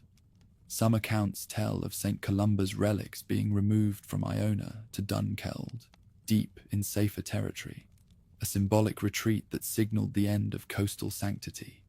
Yet the Picts were not passive victims. Evidence suggests they mounted naval counterattacks from bases like Burghead. These were not great sea battles of later sagas, but skirmishes, attempts to intercept raiders or reclaim plunder. The very fact that the Picts adapted to naval warfare at all speaks to their resilience. They had long been warriors of land and hill. Now they were forced to become warriors of the sea. The Viking impact was not purely destructive. Contact, even violent contact, carried exchange. Norse weapons, ornaments, and techniques entered Pictish society. Some warriors may have joined Norse crews, others married into Norse families. In time, the line between raider and settler blurred. But in this first generation of encounters, the memory preserved is one of violence and fear. The word Viking became synonymous not with trade, but with fire. Constantine I's reign ended in 820, a period marked by this struggle to adapt. His successors would face even greater trials, as Viking raids deepened into permanent settlements across the Northern Isles and Hebrides. For the Picts, the challenge was existential. Internal rivalries had always threatened unity, but those rivalries could be contained within the structures of kinship. The Norse threat was different. It was external, unpredictable, and indifferent to the symbolic authority of crosses or stones. The Picts could defeat Angles in battle and Gaels in campaigns. But how to defeat the sea? What followed in the 9th century was not the end of Pictland, but its transformation. The Vikings forced kings to rethink defense, to strengthen inland centers, to guard their relics and halls more carefully. Pictish kingship itself began to change under this pressure, growing sharper, more militarized, and more focused on resilience. The arrival of the Norse was catastrophe, but also catalyst. For centuries, the Picts had been the painted people of the north, defined by resistance to Rome, Angles, and Gaels. Now they faced a foe who brought no frontier lines, no diplomacy, no respect for sanctuaries. The longships carved their shadows across the coastlines, and in their wake, the Picts had to decide whether their kingdom could endure. The story of Pictland was entering its most dangerous chapter. The longships did not disappear after Constantine I's reign. They multiplied. Coastal monasteries, once rebuilt, were struck again. Harbors that had welcomed traders now braced for raiders. In this age of turmoil, the Picts found themselves both tested and in some ways strengthened. For while the Vikings battered their coasts, their oldest rival, Dalriata, faltered. For centuries, the Gaelic kingdom in Argyll and the Hebrides had been both a thorn in the Pictish side and a mirror of their ambitions. Its fleets controlled the western sea lanes. Its monasteries carried prestige. Its kings claimed kinship with powerful dynasties in Ireland. But by the early 9th century, the Gaels were in decline. Viking raids fell heavily on the Western Isles, where communities were more exposed, and the kingdom's resources were drained. Once proud Dalriata, whose warbands had raided Pictish shores for generations, now found itself on the defensive, its territory shrinking, its power fractured. The Picts seized the opportunity. Kings such as Engus's descendants and later Eogan Maquangusa asserted overlordship over Dalriata. For a brief period, Pictland and the Gaelic West were ruled under the same crown. The chronicles record that in the 800s and 30s, Eogan reigned as king of both the Picts and the Scots. This was unprecedented. The two peoples, so often at war, briefly unified under a single monarch. The symbolism was immense. For generations, Gaelic poets had sung of victories over Picts, and Pictish kings had raided Gaelic shores. Now one throne claimed both peoples. Diplomatically, it gave the Picts stature. To outside eyes, from Ireland to Northumbria, the north of Britain appeared more unified than ever before. Fortriu's kings had outlasted Rome, humbled Northumbria, and now subsumed their Gaelic neighbours. The dream of a great northern realm seemed close. But dreams are fragile when longships prowl the horizon. The Norse were no longer raiders alone. By this time, they had settled in Orkney and Shetland, transforming the islands into bases of power. From there, they struck deep into the Hebrides, breaking Dalriata's fragile hold and cutting its kings off from Irish allies. The Gaels of the West were not merely beaten by the Picts, they were strangled by the Vikings. The Picts, too, suffered. No matter how strong their inland fortresses, the coast remained vulnerable. Treasures and relics were moved inland. Kings tried to fortify key harbours, but the sheer length of the shoreline made defence impossible. Each raid weakened trust, eroded resources, and spread fear. When Eogan led armies, he fought on two fronts, suppressing Viking threats on the western seas and holding the loyalty of Pictish nobles at home. In 839, catastrophe struck. At the Battle of Fortiviot, Viking forces clashed with the Picts and their Gaelic allies. The fighting was devastating. Eogan, king of the Picts and the Scots, was killed, along with much of the Pictish nobility. In a single day, the carefully woven fabric of Pictish kingship was torn apart. The loss of a king was not unusual in Pictish history. Succession disputes were common, but the scale of death among the aristocracy was unprecedented. Dozens of nobles, commanders, and potential heirs perished. The matrilineal system, already complex, now faced a vacuum. Rival claimants rose from every branch of the royal houses, but none had the bloodline or strength to command all of Pictland. Unity dissolved into fragmentation. The consequences rippled outward. Without strong Pictish leadership, the tenuous hold over Dalriata collapsed. Whatever promise had existed of a lasting union between Picts and Gaels dissolved in the blood of Fortiviot. The Gaels regrouped under new leaders, while the Picts struggled to recover from the loss of so much of their ruling elite. The dream of a northern empire gave way to a scramble for survival. It was in this vacuum that a new figure began to rise. Kenneth MacAlpin, a Gaelic leader whose lineage tied him to the royal houses of both Picts and Scots. His story belongs to the next chapter, but his ascent was only possible because the battle at Fortiviot had destroyed the old order. Without that disaster, the Pictish dynasty might have held its dominance for another generation. With it, the stage was set for transformation. Archaeology shows how unsettled these decades were. Fortified sites that had thrived in the 8th century show signs of abandonment or hurried rebuilding. The material culture of wealth, fine brooches, imported vessels, ornate stone carving, diminished in the early 9th century. Viking influence appears in weaponry and ornament, suggesting both violent contact and cultural exchange. The Picts were not erased overnight, but their world was being reshaped. Kingship itself changed under the weight of crisis. Where earlier rulers had balanced church patronage and military prestige, 9th century kingship became more brittle. Armies were smaller, resources thinner, alliances harder to hold. The church remained, still carving stones and copying manuscripts, but monasteries were no longer inviolable. The Norse had made sure of that. The sacred and the political alike were vulnerable to the sea. The decline of Dalriata was thus a double-edged gift for the Picts.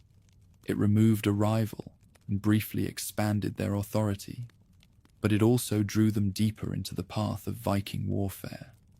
In conquering their neighbour, they inherited its vulnerabilities. When Eogan fell at Fortiviot, the fragile balance of two kingdoms under one crown crumbled, leaving neither Pictland nor Dalriata secure. What had seemed like the beginning of Pictish supremacy was, in truth, the beginning of the end. The disaster at Fortiviot in 839 left Pictland stunned. A generation of kings and nobles lay dead, their bodies scattered in the field, their bloodlines severed. The old rhythm of succession, complicated though it was, depended on a deep pool of eligible kin. Suddenly, that pool had been drained. The kingdom had not been conquered from without. It had hollowed itself in a single catastrophe.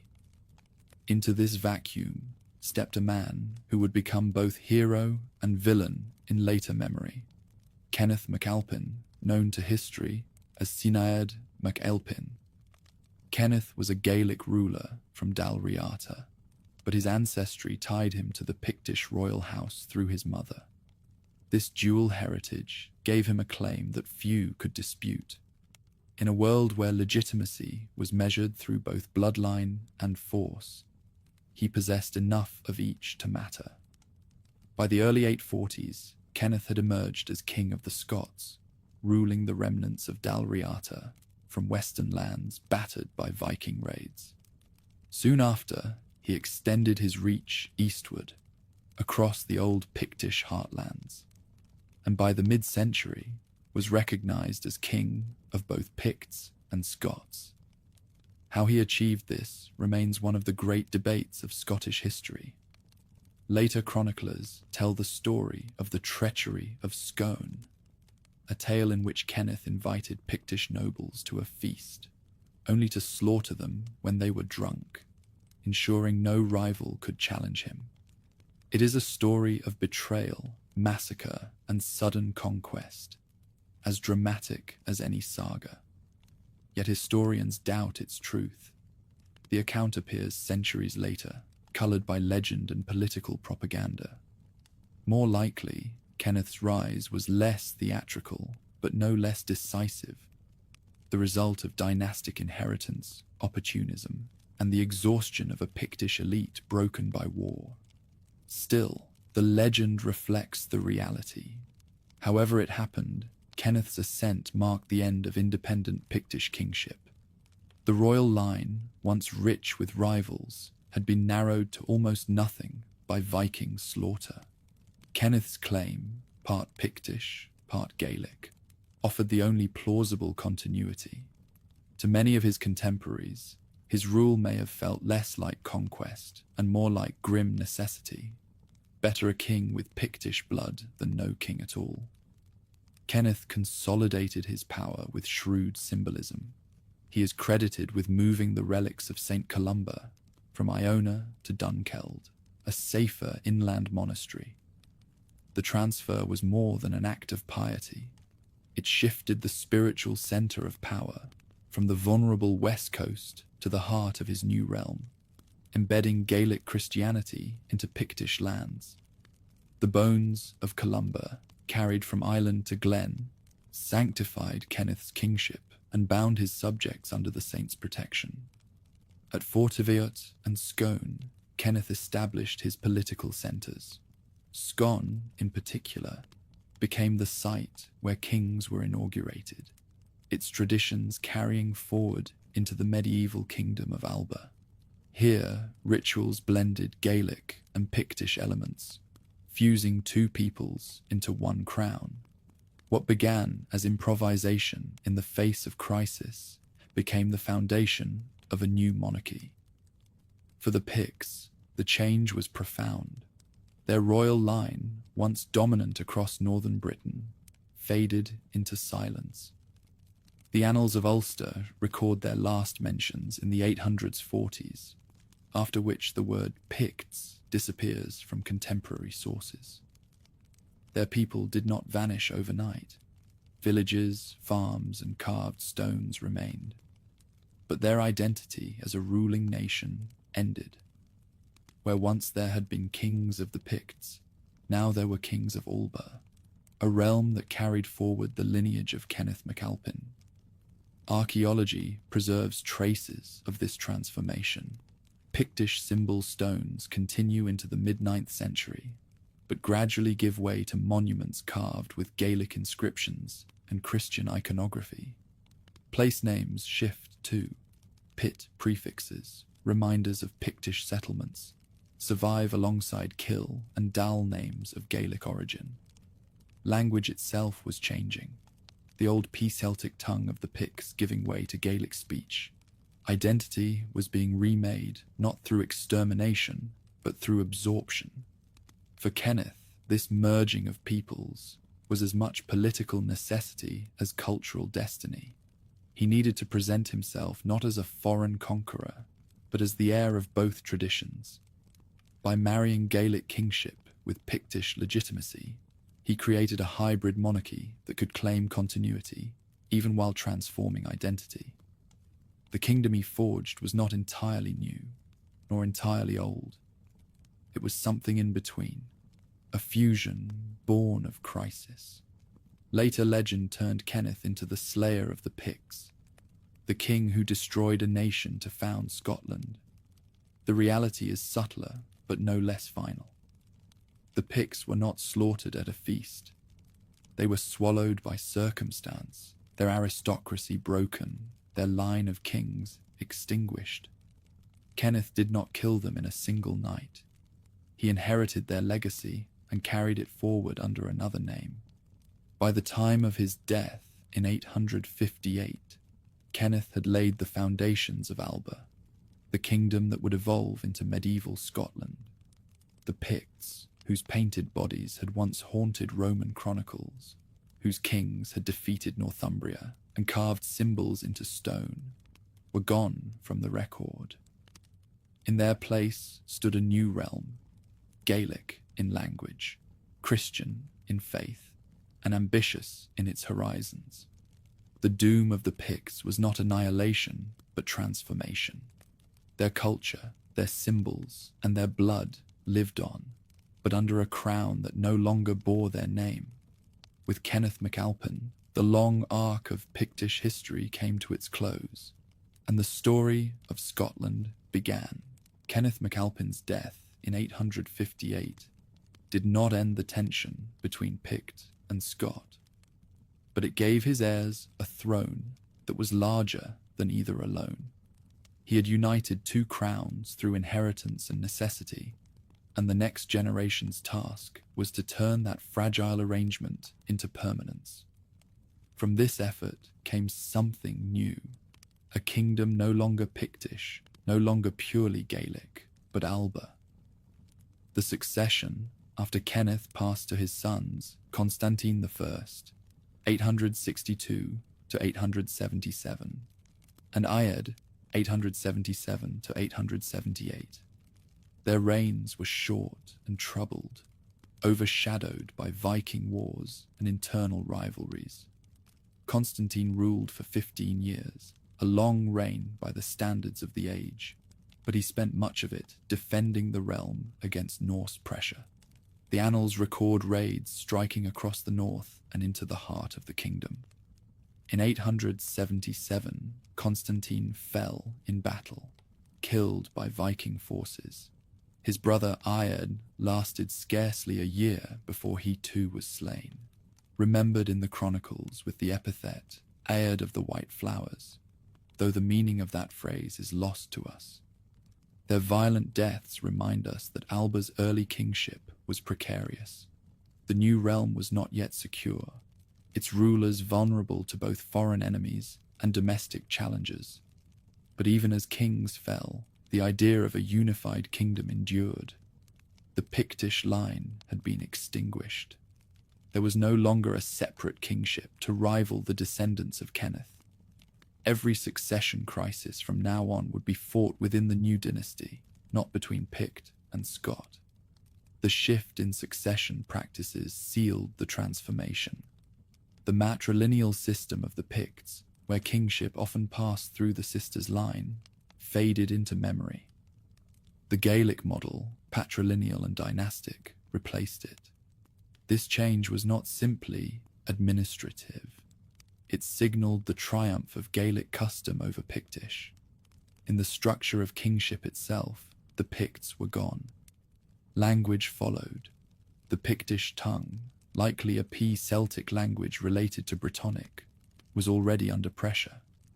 Gaelic spread with the new ruling dynasty, reinforced by the church and by kinship with Dalriata. Place names bear witness to the transformation. Prefixes such as pit, from the Pictish for portion or share of land, survive in names like Pitlochry and Pittenweem, fossils of a vanished tongue. The Aber prefix, meaning river mouth or confluence, lingers in places like Aberdeen and Abernethy, relics of Pictish geography.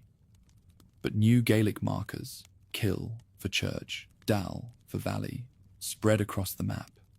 Language was memory carved into land, and in this age the land itself began to speak Gaelic. Religion, too, reflected the shift. Columba's relics had been moved inland to Dunkeld by Kenneth, and under his successors, Dunkeld became a new spiritual centre. Monasteries that once served as distinctly Pictish were absorbed into a Gaelic ecclesiastical order. The cult of saints, carried from Ireland and the wider church, replaced older local devotions, yet traces of the Pictish past remained. Some symbol stones continued to be raised in the later 9th century, but now crosses dominated their designs, while inscriptions, when present, were in Latin or Gaelic. The mysterious symbols of the earlier centuries faded away. The artistic language of the Picts was closing, like a script that no one wrote any longer. Viking pressure drove much of this transformation. Alba's kings could not afford disunity when Norse armies carved through Britain. The saga of Thorstein the Red, a Norse warlord, illustrates the danger. In the later 9th century, Thorstein campaigned across northern Scotland, reportedly conquering large stretches of Caithness, Sutherland, Ross, and Moray. Though his control was temporary, the threat was real.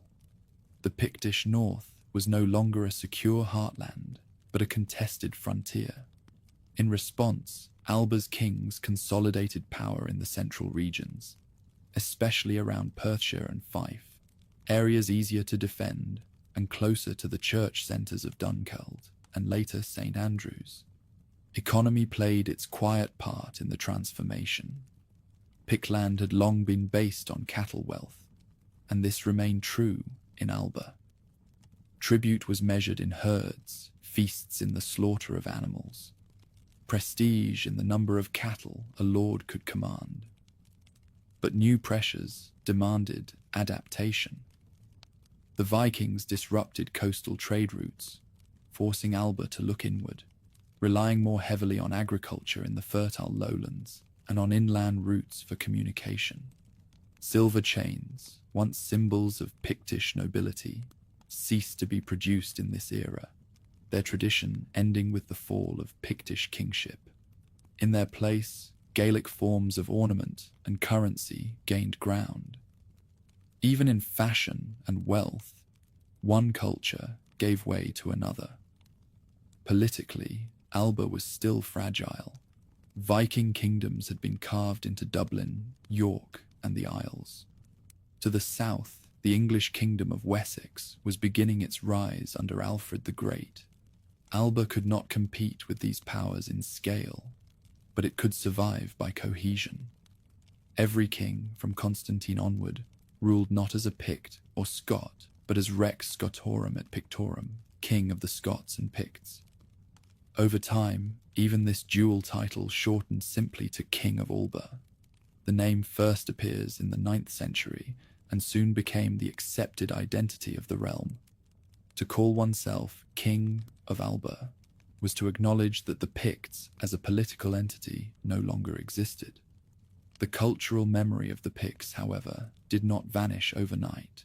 Communities in the north and east still carried their traditions. Farmers still used old words.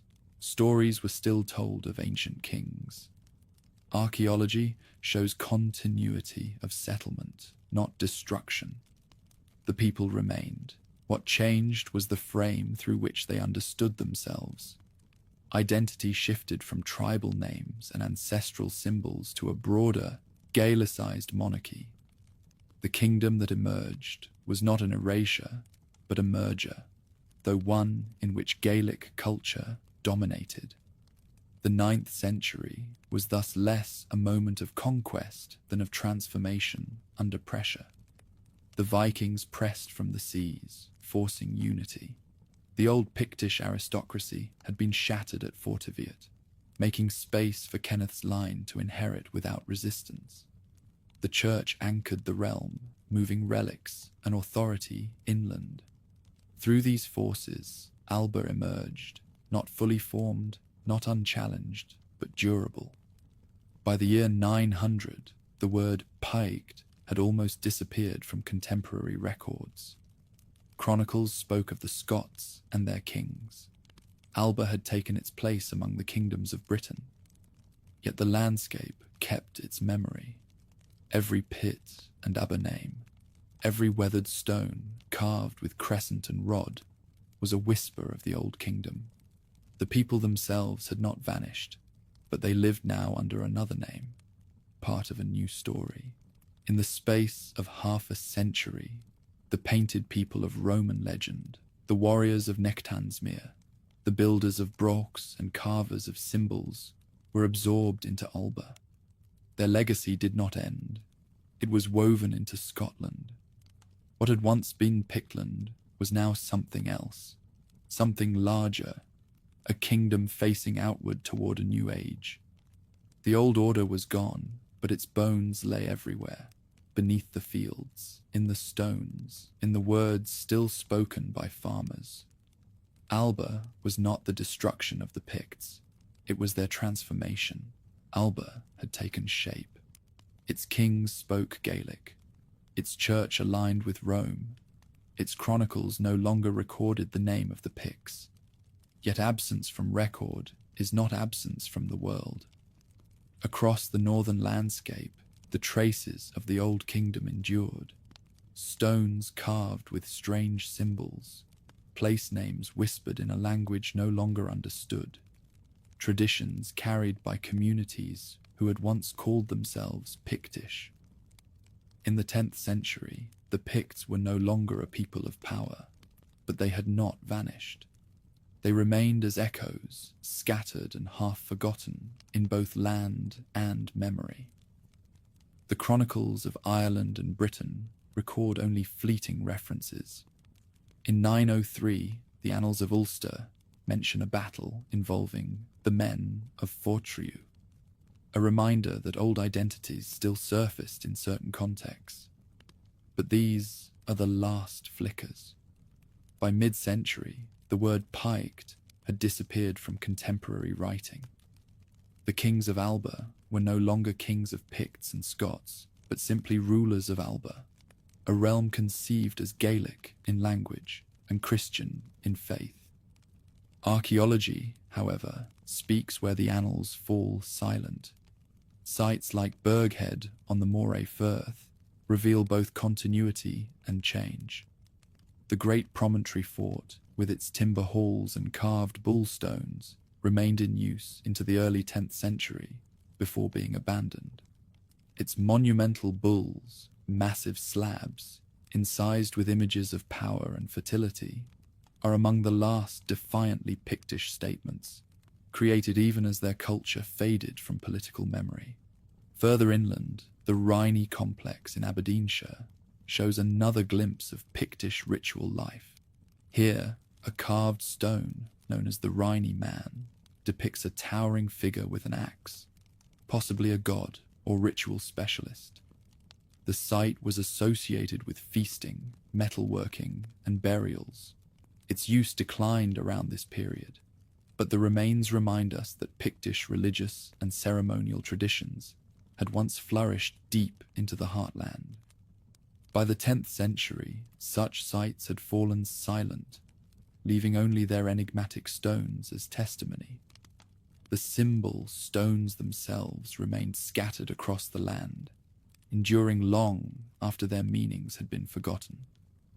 Crescents and rods, double discs, mirror and comb motifs, all continued to stand in fields and graveyards. Some were later repurposed, carved over with Christian crosses, or reused as building material.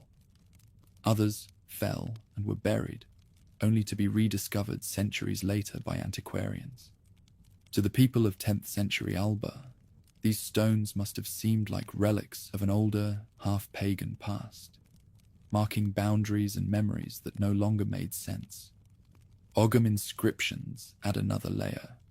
A handful survive in the northeast, such as the Newton stone and the Scooney stone, inscribed with short texts that blend Pictish and Irish forms.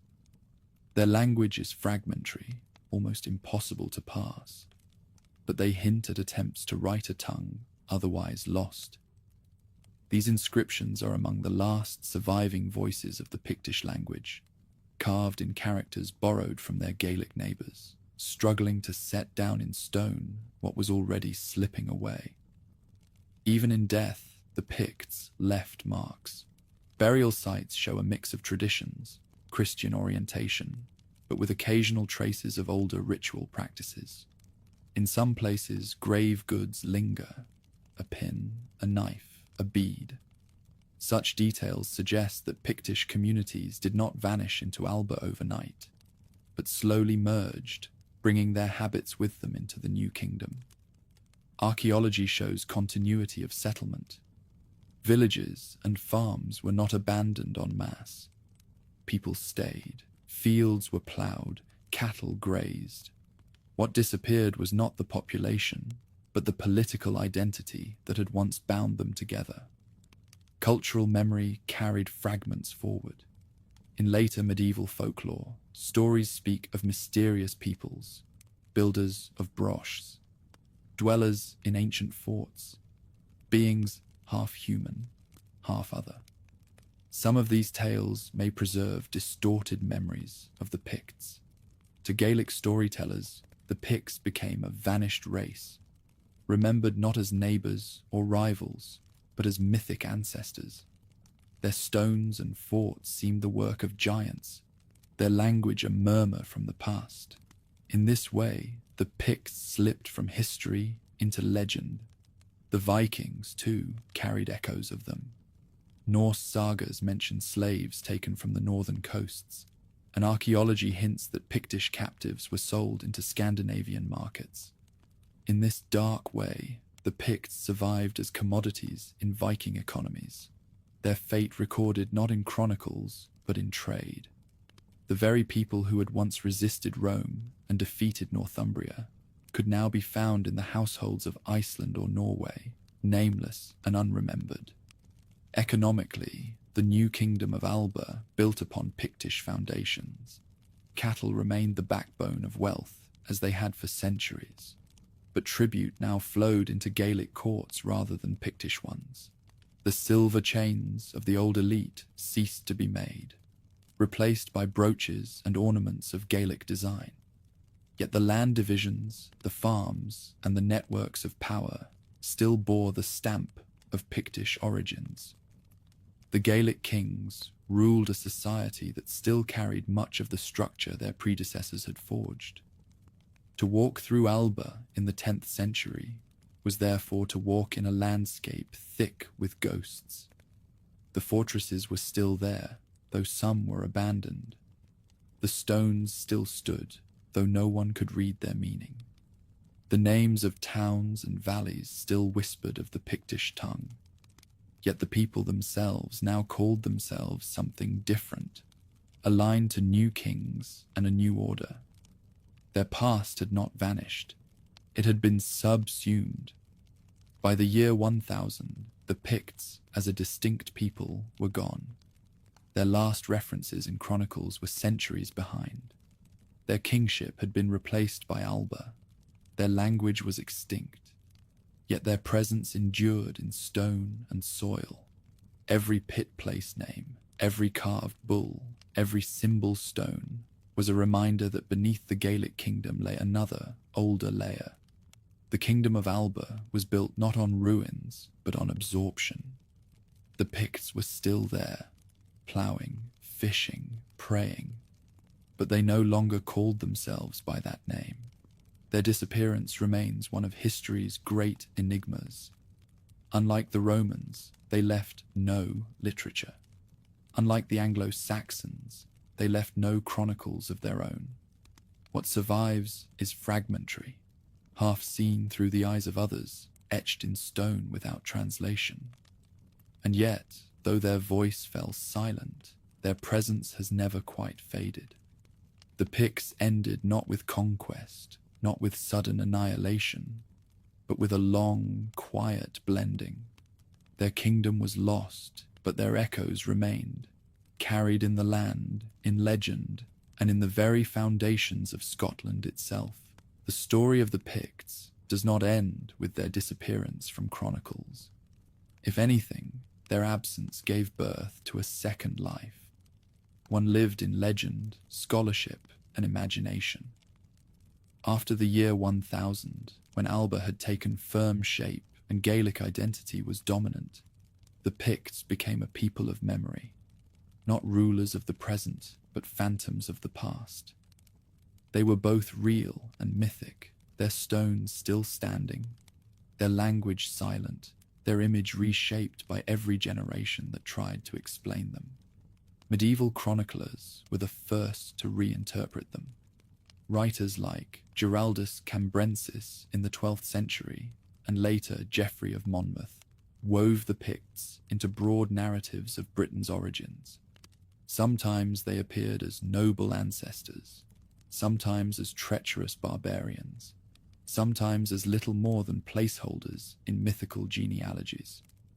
These accounts bear little resemblance to the people who had ruled northern Britain for centuries, but they reveal how deeply the Picts lingered in cultural memory.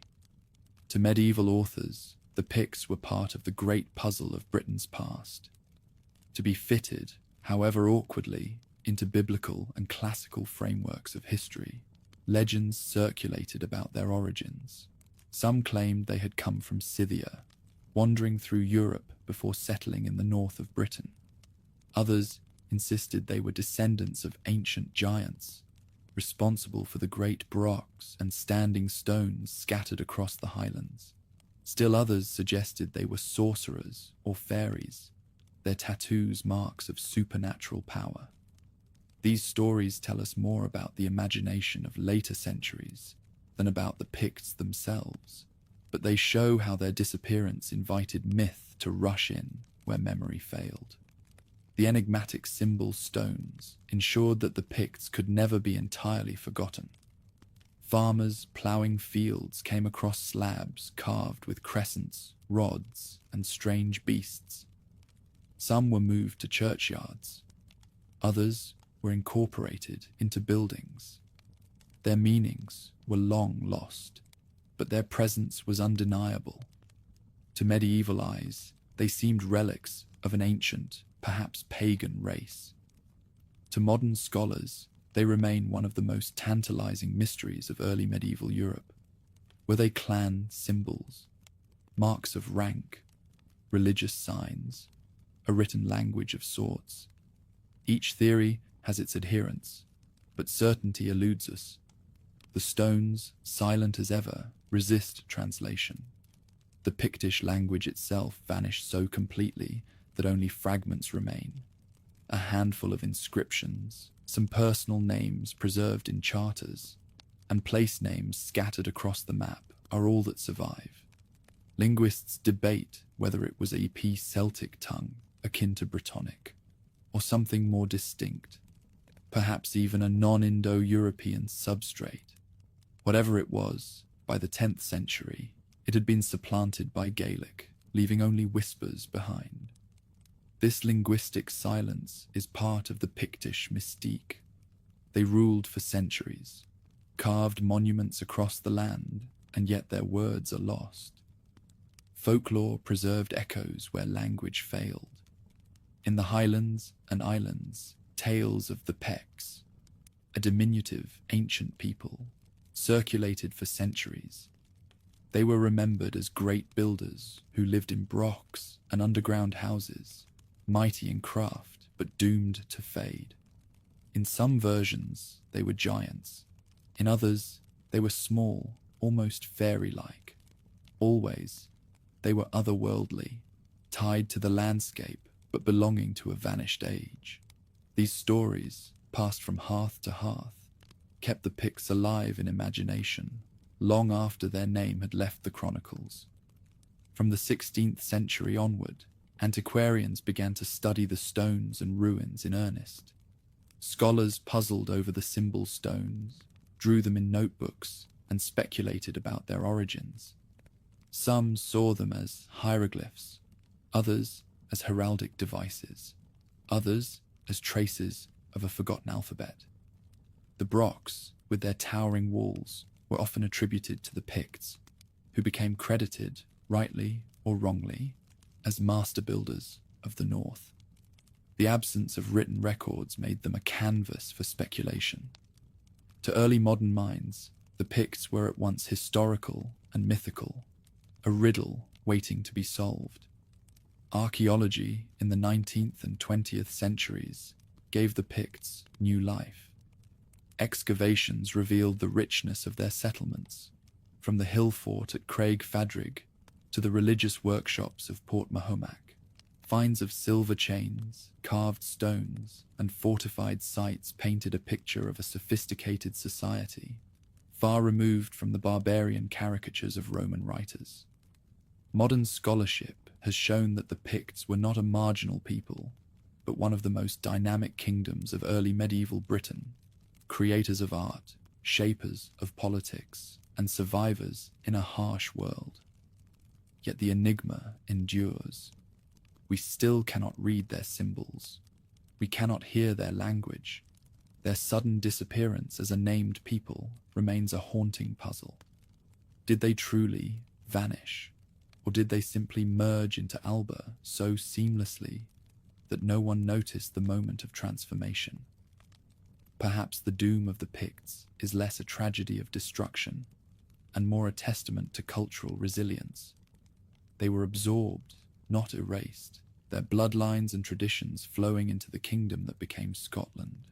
Their legacy is everywhere in the modern landscape. Walk through Fife, Moray, or Caithness, and you will find pit names marking old divisions of land, silent markers of Pictish society. Visit Aberdeen, Aberfeldy, or Abernethy, and you hear echoes of their language in every Aber prefix. Stand before the Aberlemno stones, and you face scenes of battle and belief carved over a millennium ago. The Picts may be lost as a people, but they are present in every corner of the land they once ruled.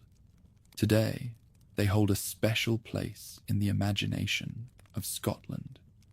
They are the lost kingdom, the nation beneath the nation, the ancestors who built without leaving words, who carved without translation, who ruled and then dissolved into legend. Their mystery fuels fascination, inspiring novels, histories, and endless speculation. Every new excavation, every new theory about their language or symbols is greeted with excitement because it promises to bring us closer to a people who remain just out of reach. The Picts remind us of the fragility of memory. For centuries they were powerful, feared, and recorded in the annals of their neighbors. Within a few generations, they had become a whisper, their name vanishing even as their descendants lived on. Their story warns us that kingdoms can vanish, not only by conquest, but by transformation. Their identity dissolved into something new. And yet, the Picts are not gone. They survive in stone, in legend, in the very foundations of Scotland. Alba rose on their shoulders. Scotland grew from Alba. To tell the story of Scotland is to tell the story of the Picts, the painted ones who carved their world into stone and whose silence still challenges us to listen. The Picts began as rumour in Roman chronicles. They ended as legend in Scottish folklore. In between, they ruled a kingdom, fought kings, embraced faith, and carved their presence across a land.